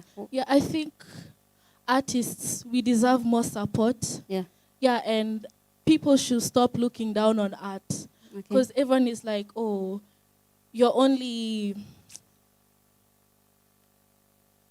a doctor is serious, only an engineer is a serious person, but they just don't understand what it takes to come up with one line of a song. It takes a lot of work, takes a lot of creativity, it takes a lot of time. Yeah. Yeah, it's really tiring. It's a tiring process. When we talk about support, what support exactly are we talking about? Just from people in general, yeah. Yeah. I think we deserve more support. For example, as a Kenyan, I'd really appreciate it if Kenyans played Kenyan songs more, you know. Yeah, exactly. Like, we can't become successful without the people. Because if I produce a song, who's going to listen to it, you know? So I just want people to support us more, really. Why do you think we still have this conversation of Kenyans supporting our Kenyan music? Where is the problem exactly? I feel like we embrace foreign music more than we do embrace the local music. Yeah, that's just the problem. Okay. Yeah. Play KE music, hashtag play KE music. Would it be wrong to rather try to adjust to some of the things that the foreign people do to make our Kenyan play more of their songs? Pardon? Like you've said, we embrace more of foreign music. So would it be right for our Kenyan artists to try and embrace that foreign culture, for our artists to support, for our Kenya to support the music, sorry? There's absolutely nothing wrong with it because, you know, when you're an artist, you're borrowing. Yeah. You're always borrowing. You can just depend on your knowledge. That's what art is. Yeah. But actually, what I'm really trying to say is that we really need to show more love and support to Kenyan products, you know, such as songs and art. Okay. Yeah. How is it so far in the space? Oh, wow. It depends, but I'm grateful, actually. Things get tougher, you know. The longer you invest or the longer the time, the tougher things become. But, yeah, only tough times don't last, but the tough people do. Yeah, okay. Yeah. Is there something specific that drives you in music? Like what got you into music? What keeps motivating you as an upcoming female artist in the space?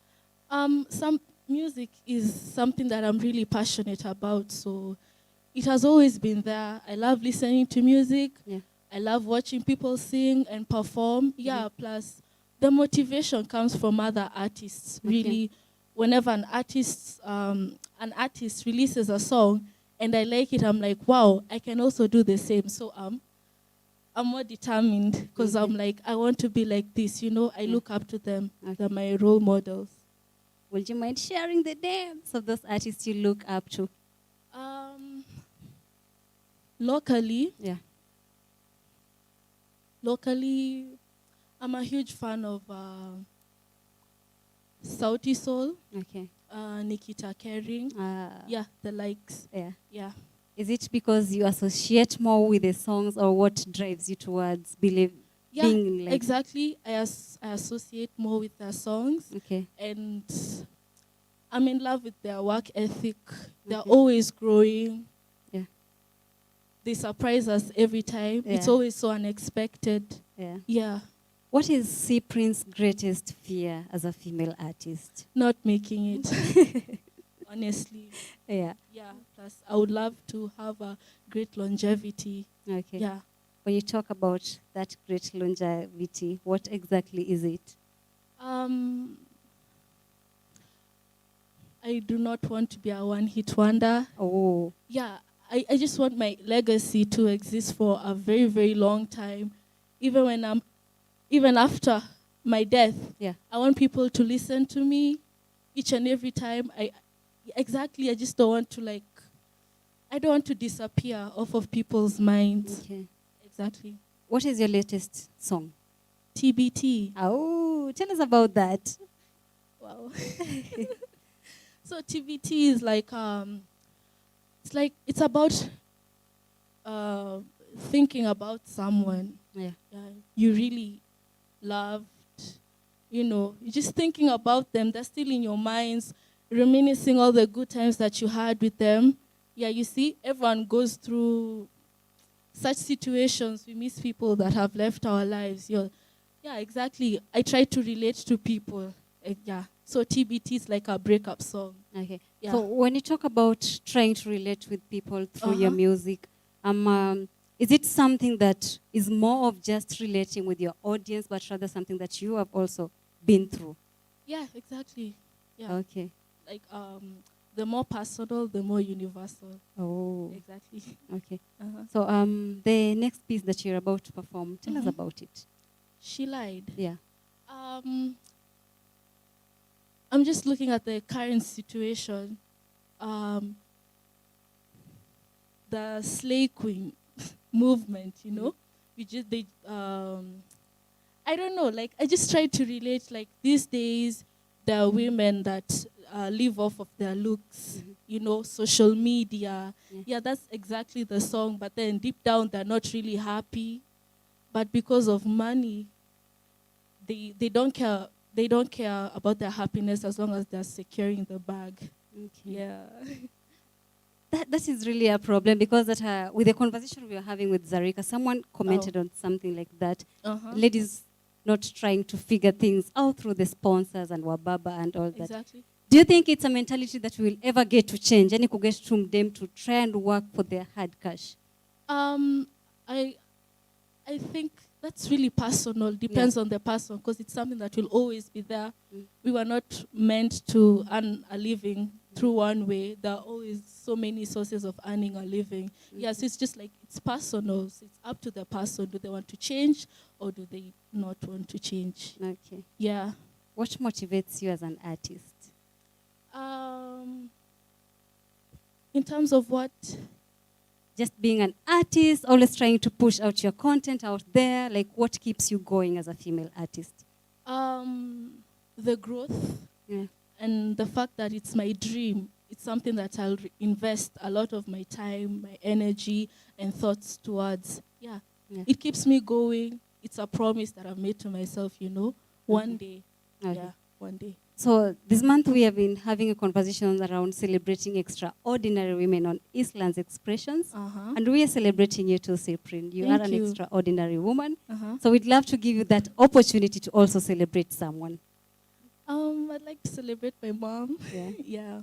Do you think? I love my mom so much. Okay. Do you think we're celebrated that much? Are we? Things are changing. Yeah. Things are changing. It's not like it used to be 20 years ago. Yeah. Yeah. Okay. Things are changing. So we are getting what we deserve, but we are not yet there. Okay. Yeah. So I'll let you perform the next song, and then I'll come back. We wind up the conversation and the comments as well. Thanks. Okay.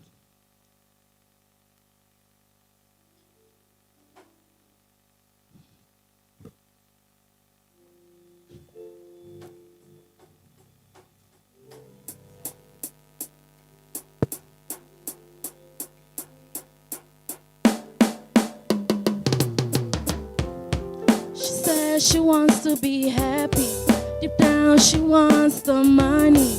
She says she wants to go to church. Deep down, she lied. She says she wants to be happy. Deep down, she wants the money. She says she wants to go to church. Deep down, she lied. She's a sweet girl. She gets the good things no one can resist. She's meant to be loved, the fight to get to her. Ndio maana na mada kazi ni kupost picha Insta, kujisifu kule Twitter, kujianika pale Tinder. Msichana wa wenyewe hungara, hapendi konyagi, yeye ni wa tequila, mojito na mimosa. Huwezi mpata Java, amepanda bei sana. Tina Montana wamemkufia sana, usishangae mbona yeye huringa ameweza. She says she wants to be happy. Deep down she wants the money. She says she wants to go to church. Deep down she lied. She says she wants to be happy. Deep down she wants the money. She says she wants to go to church. Deep down she lied. She's on fire, fire. Mbele amejaza jaza. Nyuma na haga haga. Je utawezana zana. She's a big idea. She makes it clear even nilivyosikia waliponiambia savage kama dia. She's not a cloud chaser, but atakuwa famous. As if yeye hutwak Insta, as if yeye hutingiza, as if yeye ni rockstar. Istabadism stock role model, wow, such a cut up. Wame flock, slay queen mama lao. She says she wants to be happy. Deep down she wants the money. She says she wants to go to church. Deep down she lied. She says she wants to be happy. Deep down she wants the money. She says she wants to go to church. Deep down she lied. Deep down she lied. Deep down she lied. Deep down she lied. Deep down she lied. Deep down she lied. She says she wants to be happy. Deep down she lied. Deep down she wants the money. Deep down she lied. Yeah. Deep down she lied. All right, all right. That was amazing. Before I let you go, what would you say your music represents? What does your music represent? Wow.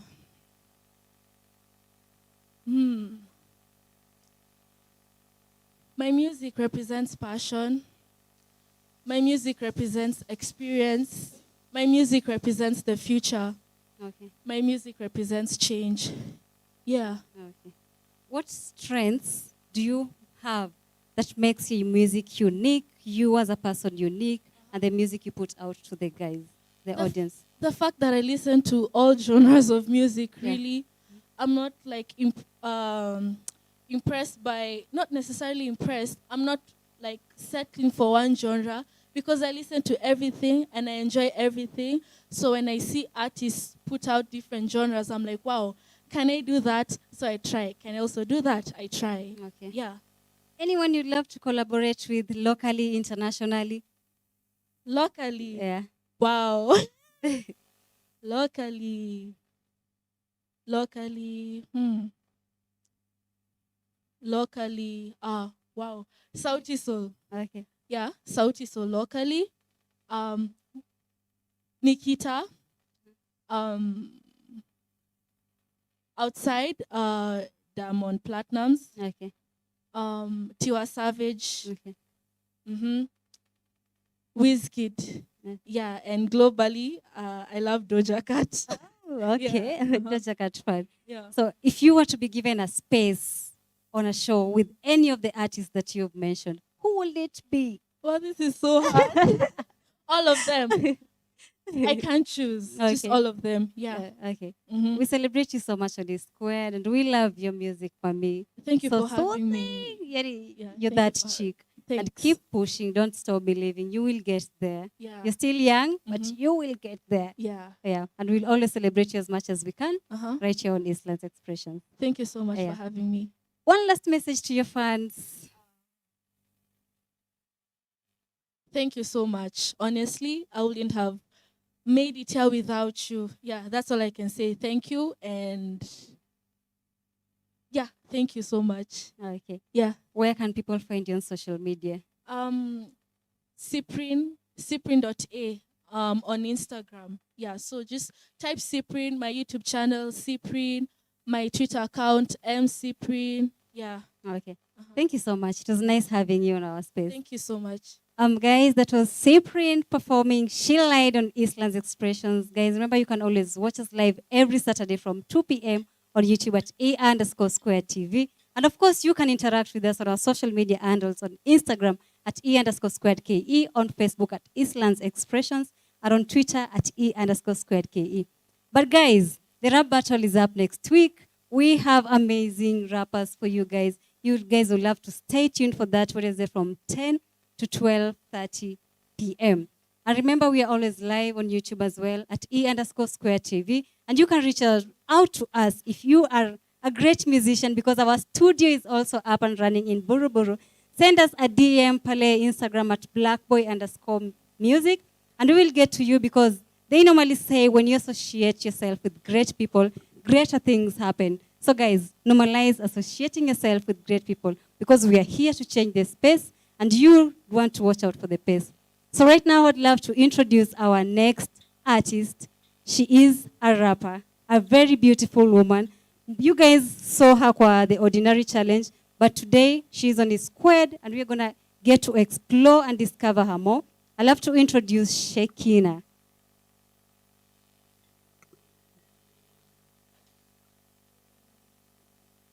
Yeah. Yeah.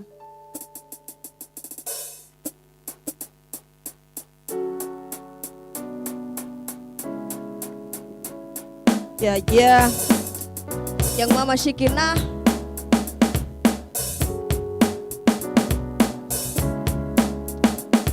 Ukinicheki na kama light washa kishada wajua nimefika, niko pande zote kama makanga, so kuna haja ya kunitafuta vakoza wase warasi peni, ndo maana pengine sinanga sister na wakileta vurugu sicheki jia. Na wanyagara mimi na watibu rapa fete najipiga karibu, kazi moto laini kama supu itaki asira, hii ni mbivu cheki nimejipin marungu ya wale wataleta machungu, sieti napenda vurugu hate ntampikisha. Young Mama ni mtukufu booster tosha mpaka sikuweka fujo kwa kenyundu zenyu changamoto. Mimi napateki venye nakuja na zako tabakisa mmeketi sema ni very true, hakuna kupimana hapa, mimi ni hatari, leta kajaba magoli na kanta tena mambicho zikamna meli, and after that tupata zabe ja. Naleta choto kumewaka kwanza zima hizo mata, leo nachoma kimangoto sifungia hata madirisha. Mimi ni fire dealer simba ya wasafi na nikuaya, nishafika kwa scene kae rada nikubaya, msichana machachari ni kama mezaliwa jana, naleta tension wamebonda wana. I'm a big deal, I'm not after any competition. Say me real queen, got it up to me is an addiction when me fit in. Genge bongo gonna die for real and still in. Forever si choki paka mwisho na wa trash. When you wanna bongo on the back till I crash. My best say wakuta my story dark, got a hat. Come in now I put you in me act, yeah me hard. Ni kami na jameni paka start check it. Sika na chocha sema kwelu mini hard check it. Na wama beba miezi tisa kote za check it. Huwa tangoria na tekadi mabuda check it. Na kona noma topatane magizi. So ni kama na tesa na jaza mapesa na weka mateka kwa wenye mateta. Me kill up the traitors, yeah pick up my haters. Can call me investor na geza wateja, yeah. Safari ngori sa jani peweza. Tempe weka muhuri na jani taweza. Mini machine nzito kama generator. Pana sirika koni pendi wepereka. Hapo mnadesi wezi ndo nataka fika, yeah. Nacho napenda zone zi vitu napika, yeah. Yafaya sana nite kila nta itika, yeah. Napana breki sita pigi salal. Yeah big up professional quick game nenda juu. Hanta champe kwa jungle say me ndo na rule. And I'm not an insulter, me sorry. Instructor of the ghetto people and that's true, yeah. International ndapigiza ma show. Na mahenda sitaficha ntawa show. Wanajichocha na mapoki very low. Cash mamitisha gonna predict. Sema hanta nmekana nmekasirika. Kama panta na hunt joa panti. Kisa hini crossline kona ngori kampidish. Wanaweka zogo mia hera ntakufiki. Wani mblena na ukichoma unajifanya mtakatifu backbiter. Iko si unajua na mpaka na chifu. Cheza chini sije papata na fika kwako siku najua mini hunter. Independent lady mimi nitawashusha mpaka class degree ya wajanja si lazima joku plus meditate kufocus ongeza kapia kashash geto queen Shekina lazima tababa mimi ngori bila tafadhali bado mimi je sheria yangu ngori code yake inajiripiza na warazo kituko tunawafanya ngawa z kayole ni city na tunaenda ligi ya state.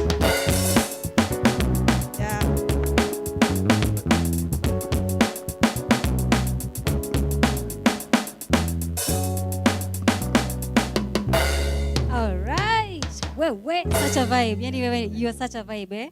Rap Empress, yani. So guys, SYPRINE was here. I'm really sorry we did not get to read her comments, but she's still in the building. She's gonna get to hear the comments.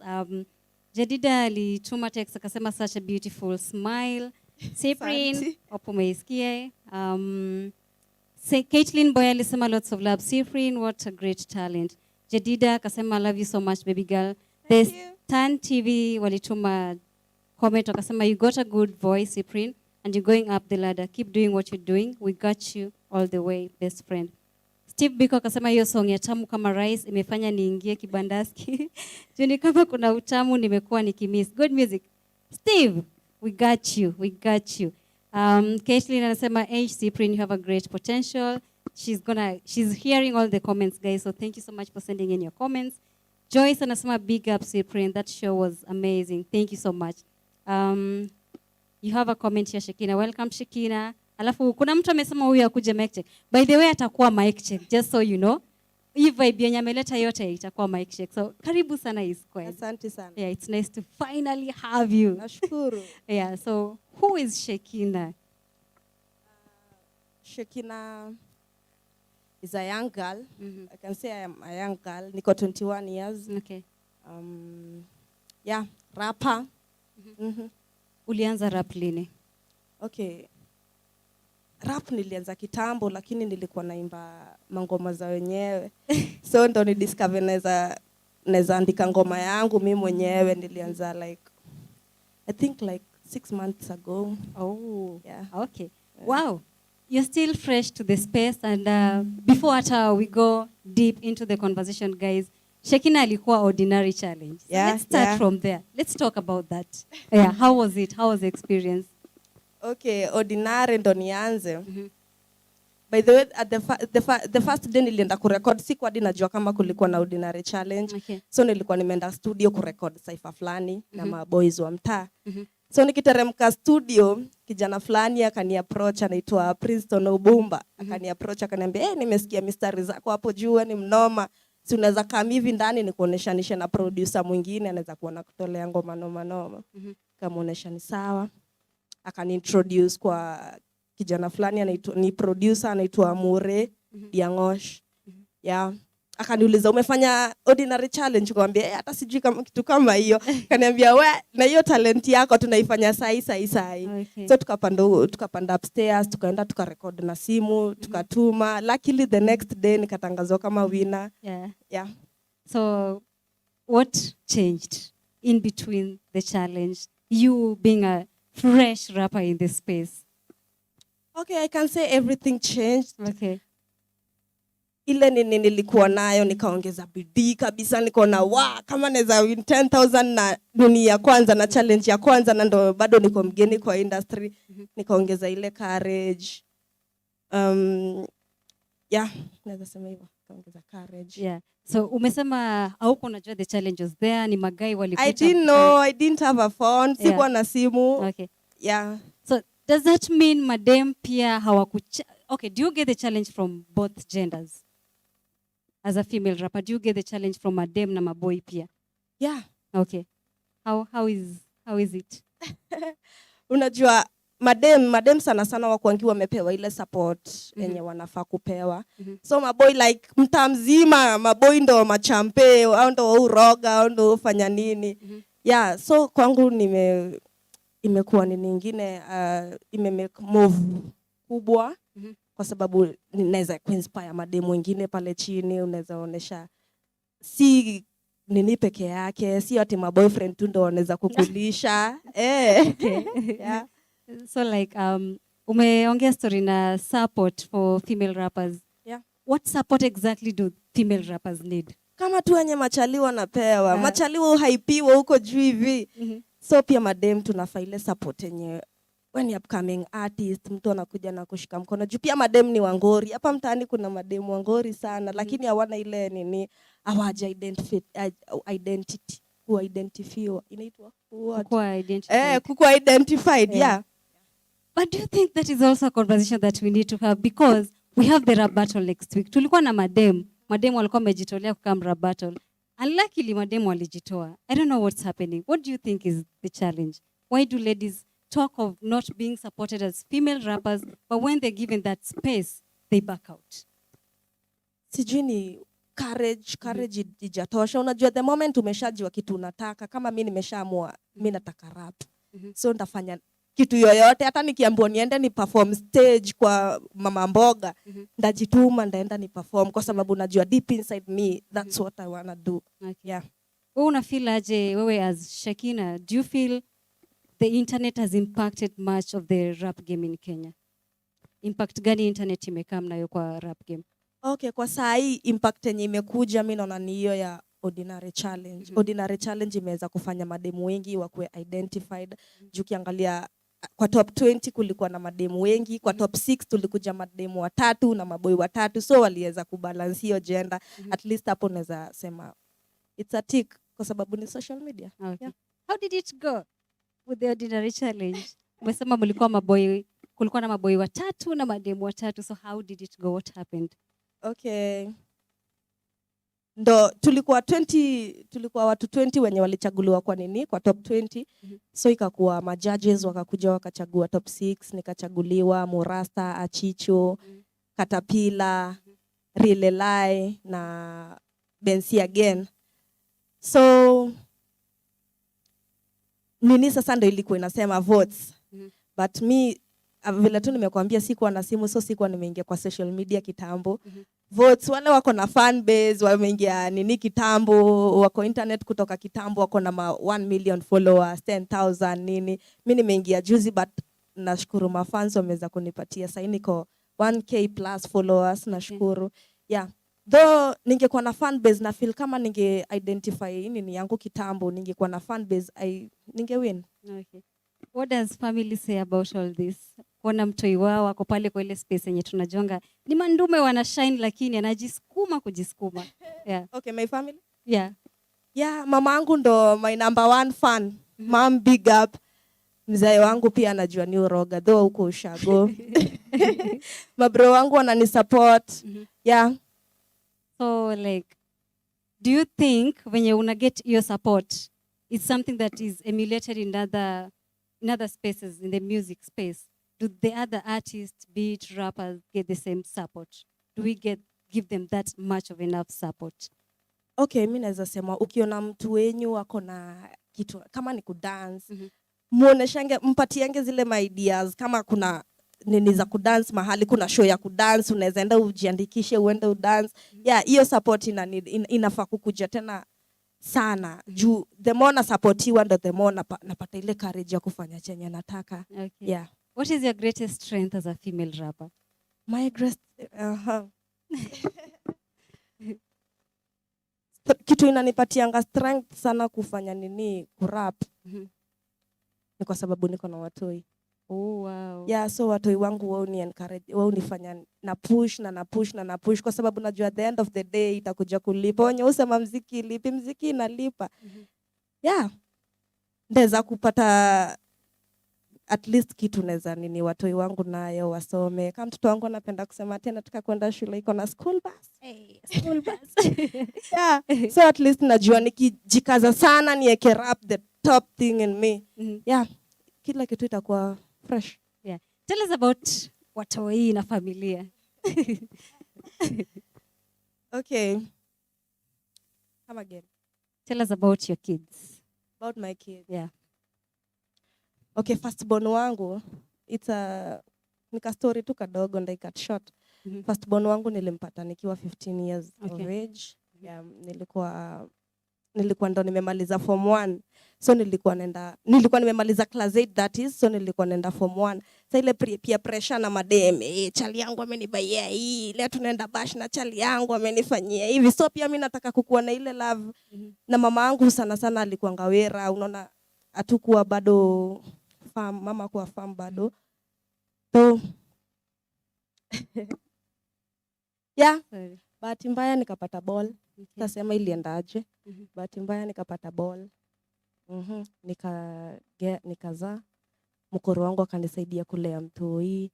Tena nikakaa nikifika tena 18 years. Mungu tena sijui akacheza kaa yeye. Si Mungu. Mungu akacheza kama yeye. So how was it like being a teenage mom? Ilikuwa noma juu nakumbuka mtoi wangu wa kwanza sikuwa prepared kukuwa mom. Nakumbuka hadi mtoi alikuwa anadunda, badala nikimbie ni grab mtoi nasema iko. Kwa sababu bado sina ile nini ya kukuwa mom. Sasa mamangu anakuja ananipiga, tunalia wote, mimi na mtoto tunalia. Okay. Yeah. But iko tu sawa, naweza sema iko tu sawa. At least imefanya brain zangu zime enlarge. Yeah, juu singekuwa nafanya vitu zingine kama singekuwa na mtu Isa, inaweza sema sasa bado ningekuwa ni rege saa tu mbaya sana. Lakini sasa lazima nijitume, niende ni hustle, nilete mtu kitu yenye anataka. Juu huwezi toka kwa nyumba asubuhi hata kama mtu anajua wewe ndo mama yake. Ajui wewe ndo unaletanga ama uletangi. Yeye anajua wewe ni mama na lazima unipe chenye nataka. Does their father support them in any way? Okay, naweza sema at 15 years of age nilikuwa mdogo, so pia kijana mwenye alinipea ball pia alikuwa mdogo. Though sitakangi kumnini sana kwa sababu alikuwa mdogo pia, yeye hakuwa na ile brain ya kukuwa father, hakuwa ready kukuwa father. So they don't support and I'm okay with that. Okay. Yeah. Girl power. Girl power. Yeah, so this month we're celebrating ladies and we are celebrating you as well for being extraordinary and just putting that extra effort to take care of the kids. Thank you Be very yourself, be the topest rapper. Yeah. So how do you manage to juggle in between kukua mom, bado kuna hiyo ugali, si chakula, the girly stuff. You still want to be out, express yourself, be yourself. There's the kids, there's the rap. How do you juggle in between? By the way, ni challenge kwa sababu unaona nashinda job kutoka asubuhi, like kutoka 6 in the morning mpaka kitu 5 in the evening. Nikitoka job ni kuenda mtoi mara amefanya sijui nini, mara amechanganisha blue band na askari. Inakuwa hard, lakini ukikuwa mzazi Mungu hawezi kukupatia kitu wenye uwezi fanya. Yeah, take zote, unafanya nini zote. So ngoma mara mingi mimi huandika usiku. Okay. Juu naona nikitoka job 5 ndo hawa toi wanataka kuoshwa, anataka sijui mcheze. So usiku nikikaa kwa kiti nimedituna kabit nianze kuandika hadi asubuhi najipata nilidoze na kalamu kwa mdomo. Yeah, naweza kuzibalance tu zote. Okay. Wewe unachapa wera wapi? Okay. Mimi nauza chai. Okay. So si estate. Okay. Yeah. As in kutembeza chai kwa site inajengwa. Yeah. Mami, ni nini inakupea motisha ya kuendelea kujisukuma for the person you are? Yani, you are doing so much for one person. What keeps you the motivation to keep going? Motivation tu ni watu hii. Okay. Juka singekuwa na watu hii mi sahi, for example, sisemi na ubaya. At my age nafaa bado kukua kwetu. Yeah. Naambia mam nipe pesa ya salon. Nifanyie kitu fulani wa fulani. Lakini mamangu sahi ukienda umwambie mam nipatie chwani. Mamangu kwanza hukuambia kuku ikishajua kumeza mahindi inaweza jitegemea. So like lazima tu nitafute, lazima ni put effort kwa sababu ya wale watu wako chini yangu. Yeah. Okay. The first time you got pregnant at 15 years, mom alisema nini? Kwanza nilikuwa naogopa, mamangu huku wa zogo. Zogo ni? Zogo ni kuwa mkali. Okay. So after nimepata ball, nilienda kwanza nika-console mwenye amenipea ball, nikamuonesha hii kuko hivi na hivi nimepata ball bahati mbaya. Hakukataa, hakuruka, alikubali tu. But hakuwa na uwezo, hakuna kitu angefanya, atungefanya stuff zingine kama hizo. So pressure ilikuwa ni kwenda kuambia mkoro wangu niko na ball. Na niko shule, nimeshanunuliwa stuff zote za kwenda form 1, uniform, box, nini. Ikakuwa noma, nikahepa kama siku 2 hivi kwanza. So yeye ndiye alianza kunitafuta. I think aligess tu. Juu najua mdema kihepa kuna kitu inaweza muipesha na mjako sana. Yeah, akanitafuta akakama akaniambia nikam tubonge, tutalea mtoi si kidonda. Yeah, na tukalea mtoto. Nikakuja nikamshow. Hakufurahi lakini hakuna kitu angedu. Okay. Did you go back to school after that? Okay, sasa after nimepata mtoi wa kwanza, ni kama bado sikuwa nimejichuna masikio. Juu bado pia mimi nilikuwa mtoto. At 15 years bado mtu ni mtoto. So after mtoi amefika 1 ama 2 years, bado ile entertainment ilikuwa kwa akili yangu, mabash nini mabeste pia pressure nini. Mimi nikarudililia tena hizo stuffs, kwenda bash, kufanya nini. Bahati mbaya tena Mungu akasema bado hujakipata, wacha nikutuange kapili. Nikapata kapili. Yeah, ikakuwa nilistuka. At first nilistuka kwa sababu sikuwa na expect kitu kaa hiyo. Hadi nauliza yeye Mungu, kwani I know doing sex is a sin, but kwani mimi ndo nifanye hii kitu peke yangu? But it's okay, siwezi question God. Hao watu ndo wameleta blessing kwa life yangu. Saa hii naweza sema favors zinakaa more kwa sababu ya hao watu. Okay. Yeah. What can you tell young mothers who are also struggling with the same problem, lakini sasa hao hawana mtu wa kuwashikilia mkono, they don't have a mom to understand that these things happen, it's not a mistake, we move on regardless? Fanya kitu yako, fanya mambo yako. Usiishi maisha ya wenyewe. Kama unajua unaweza dance, kama unaweza pika githeri hapo nje, weka sufuria hapo nje, pika githeri. Mimi nakumbuka nishaiuza masambusa kwa barabara za 55, nimetandika tu hapo hivi. Fanya kitu yenye unaweza fanya, yenye unajua inaweza kukufanya usukume maisha juu at the end of the day lazima maisha iendelee. Yeah. Si ndio? Na kama uko na watu wako hapo ni dependent kwako, au wanajua chakula yuwekelewa kwa meza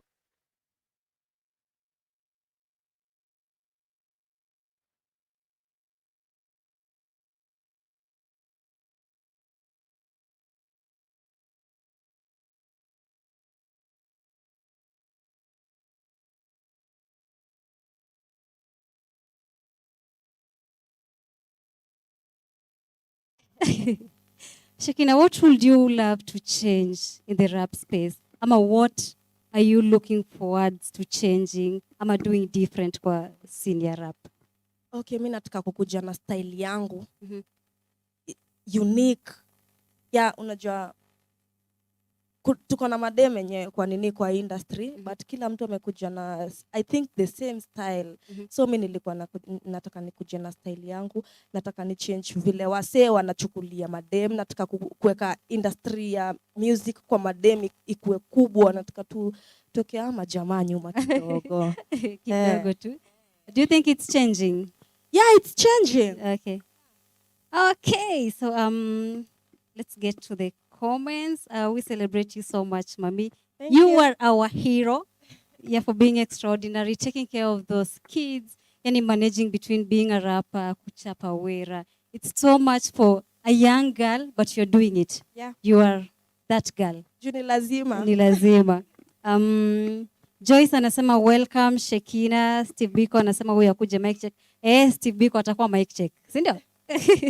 Yeah, Joyce anasema we Shekina moto, amekutupia moto mingi sana. Sema wewe ni mnoma. Doreen Kanemba anasema big up Cyprine, Cyprine ameiona. Nancy Bansi anasema she's strong. You are very strong. You are a strong girl. Thank you. Yeah. Nicole anasema Cyprine to the world, you got this. We celebrate you on his squared, not just for being a rapper, Thank you very but much. for being the person you are. Yani, going out of their way to make things happen just for you, the kids, the community. Yani, wewe ni ule mdem, tunakucelebrate sana. Asante sana. So ningetaka kukupea hiyo space pia wewe ucelebrate mtu mmoja. Moja tu. Wataje wote. Okay, at first ningetaka kucelebrate Mr. Calligraph Jones kwa kuweka hii challenge. Juu bila hii challenge singekuwa recognized. So naweza taka kumbig up sana. Watu wa Ordinary Challenge, big up manze. Mama yangu amekuwa supporter wangu sana. Yeye ndo ushikilia watoto wangu saa zenye nimekuja kama saa hii hapa nikiwa hapa, yeye ndiye akona watu hiyo na wacheki. Manager wangu Princeton Obumba, big up sana. Producer wangu Moredi Angosh, big up sana, na timu yetu yote. Thank you so much for being part of my success. Okay. Tunawa celebrate sana. We celebrate your mama so much for being there for you. We have another comment here from Edwin anasema big up Shekina. I love that confirmation song produced by Jim Kaka. Ameipenda. Asante sana. So before I let you fanya the next freestyle, where can people find you? Okay, ukitaka kunipata kwa YouTube, Shekina Karen in capital letters, Shekina Karen. Instagram, Shekina Karen 254. On Facebook ni Shekina Karen Mwangi. Okay. Yeah. Keep pushing. Thank you, I will. Sitawaangusha. Hawezi tuangusha, tunakuaminia. Okay, so we'll let you perform the next piece and then I'll get back.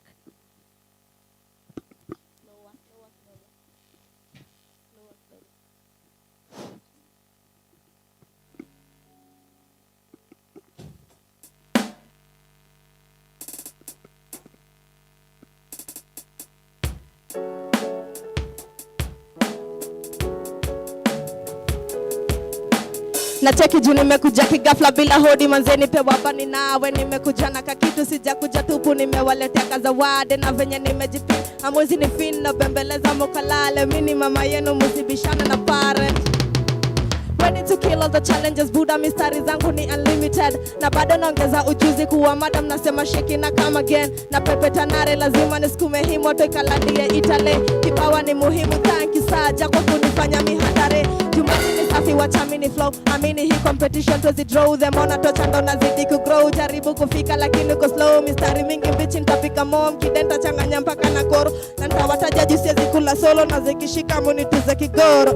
Kusema kweli na sio kujichocha kubishana na hili kijoni ngori. Cheki vile na wabamba nikikupa Michael talala juu wewe ni boring. Sijilinganisha na mimi juu bado wewe ni mtoto kupanda kwa ring. Rap kwangu ndo mafuta najipaka ama sasa mtasema nina tin. Na sikwami hapa mimi nenda mbale. Ojesha kubali mimi ordinary. Tabidi umeza hata kama ni kale. Buda wezi ni pora hii ni talent. Cheki sasa nimeleta tu. Get off the way I'm a bit in a hurry. Chasing my dream team for the gallery. Hii ni origin. Cheki vikali kwa datisha lazima wacheze low. Na mistari ni gorisha sabi wa matikiso. Na warazi kuwatetemesha kibidi mablow. Na sasa meleta wasi chapta. Nasikia mnataka within na bina funa leta bana hizi safi shinda mina matupige picha kwanza kikupapa leta yote tunalainisha bishara hongera kazi safi ya kubalika hata bara. Yeah.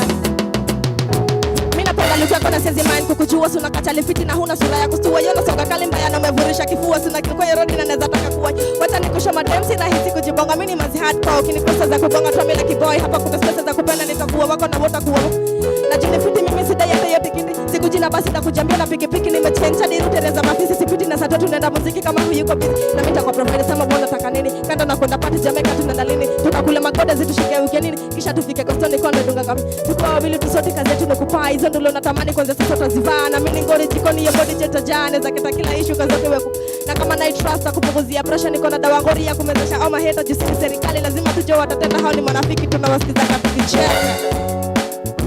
Yeah.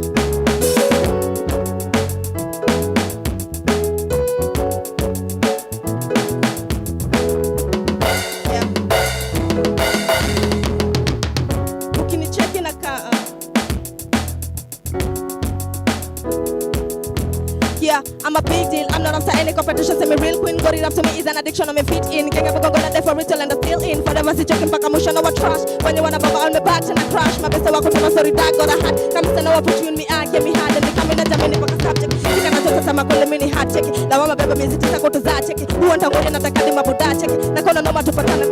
So ni kama na tesa na jaza my pesa na weka mateka kwa wenye matata me kill the truth as you bigger my hits can call me investor na gaza wataja yeah. Safari gori sijani peweza. Tepeweka muhuri na joni toweza. Mini machine zito kama generator. Pala sirika goni pedi wepereka. Hapa mnada siweza ndo nataka fika ya. Najua mnapenda sana vitu tunapika ya. Nafanya sana nitekile nita itika. Napenda practice itapita tani.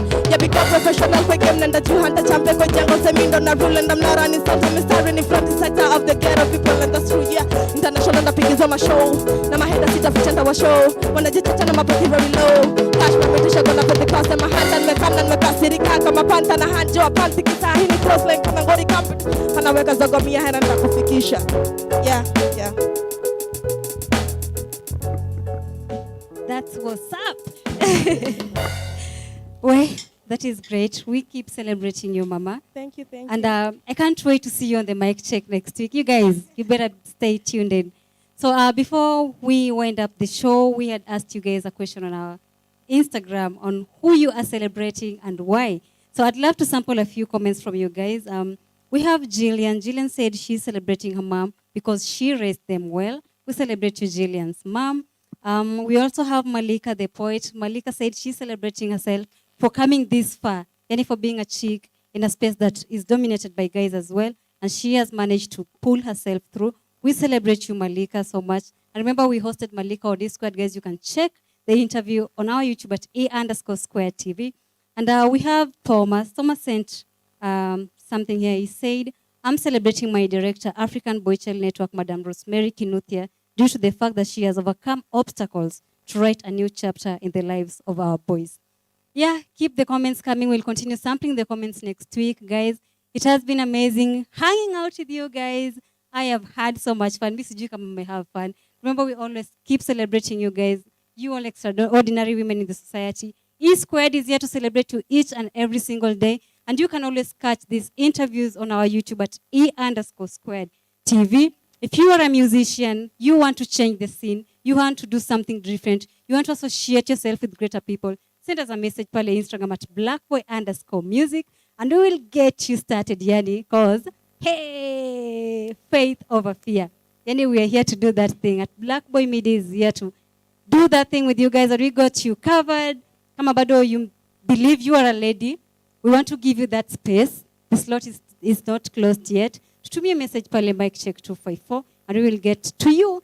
I have been your host, Carolina Chieno. It has been amazing hanging out with you guys. And of course, as always, I was dressed by Yans of Life Kenya. You can check them out on Instagram at Yans of Life Kenya.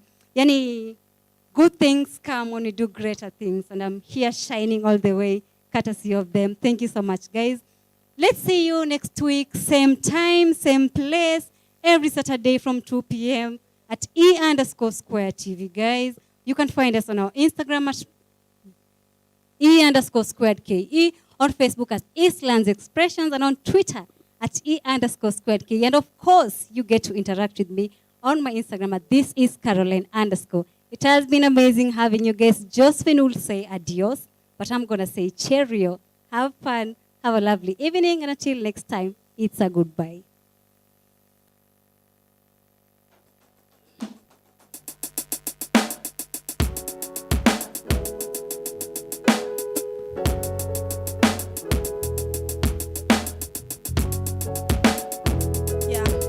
Najua nafsi zenyu zinachomeka kama desa jua vile mimi na dry. Najita simba na mimi ndo river nikikosa kutiririka sitodai. Cha kujichocha wezani na ligi mkitaka information you to spy. Kind of a person really intelligent so everything you see around me is fine. I got my prize, you better try. I'm the fucking nigga, call me the bride. My fucking haters nowadays set the mind. They look on the face of the one I rely. That you run as only sema sisi. Wachazi kwa toni kifanya PEs. Kiongeza sauti mimi naongeza bidii. Kifunga domo sana choma kivu. Mtani kayola sa watu modega kismayu wanajua mimi ordinary. Wenye wamebaki kawa kona gere waleta hizo odibet ni wasa. Hapa Nairobi kayola ndo zogo mnataka kujua mbona sini wanare. Kasusa kwa maheri tulipuka manze kuliko tuwa perhizi. Nafuta kupima misezi hata videvu uji kwa so wezi nipaka. Vile muvunja totani mikaka mino kojuso wezi nipaka. Na wenye kera tuina watibu rapa fete na jipiga karibu. Kazi moto laini kama supo itaki asira hini mpuvu. Yeah.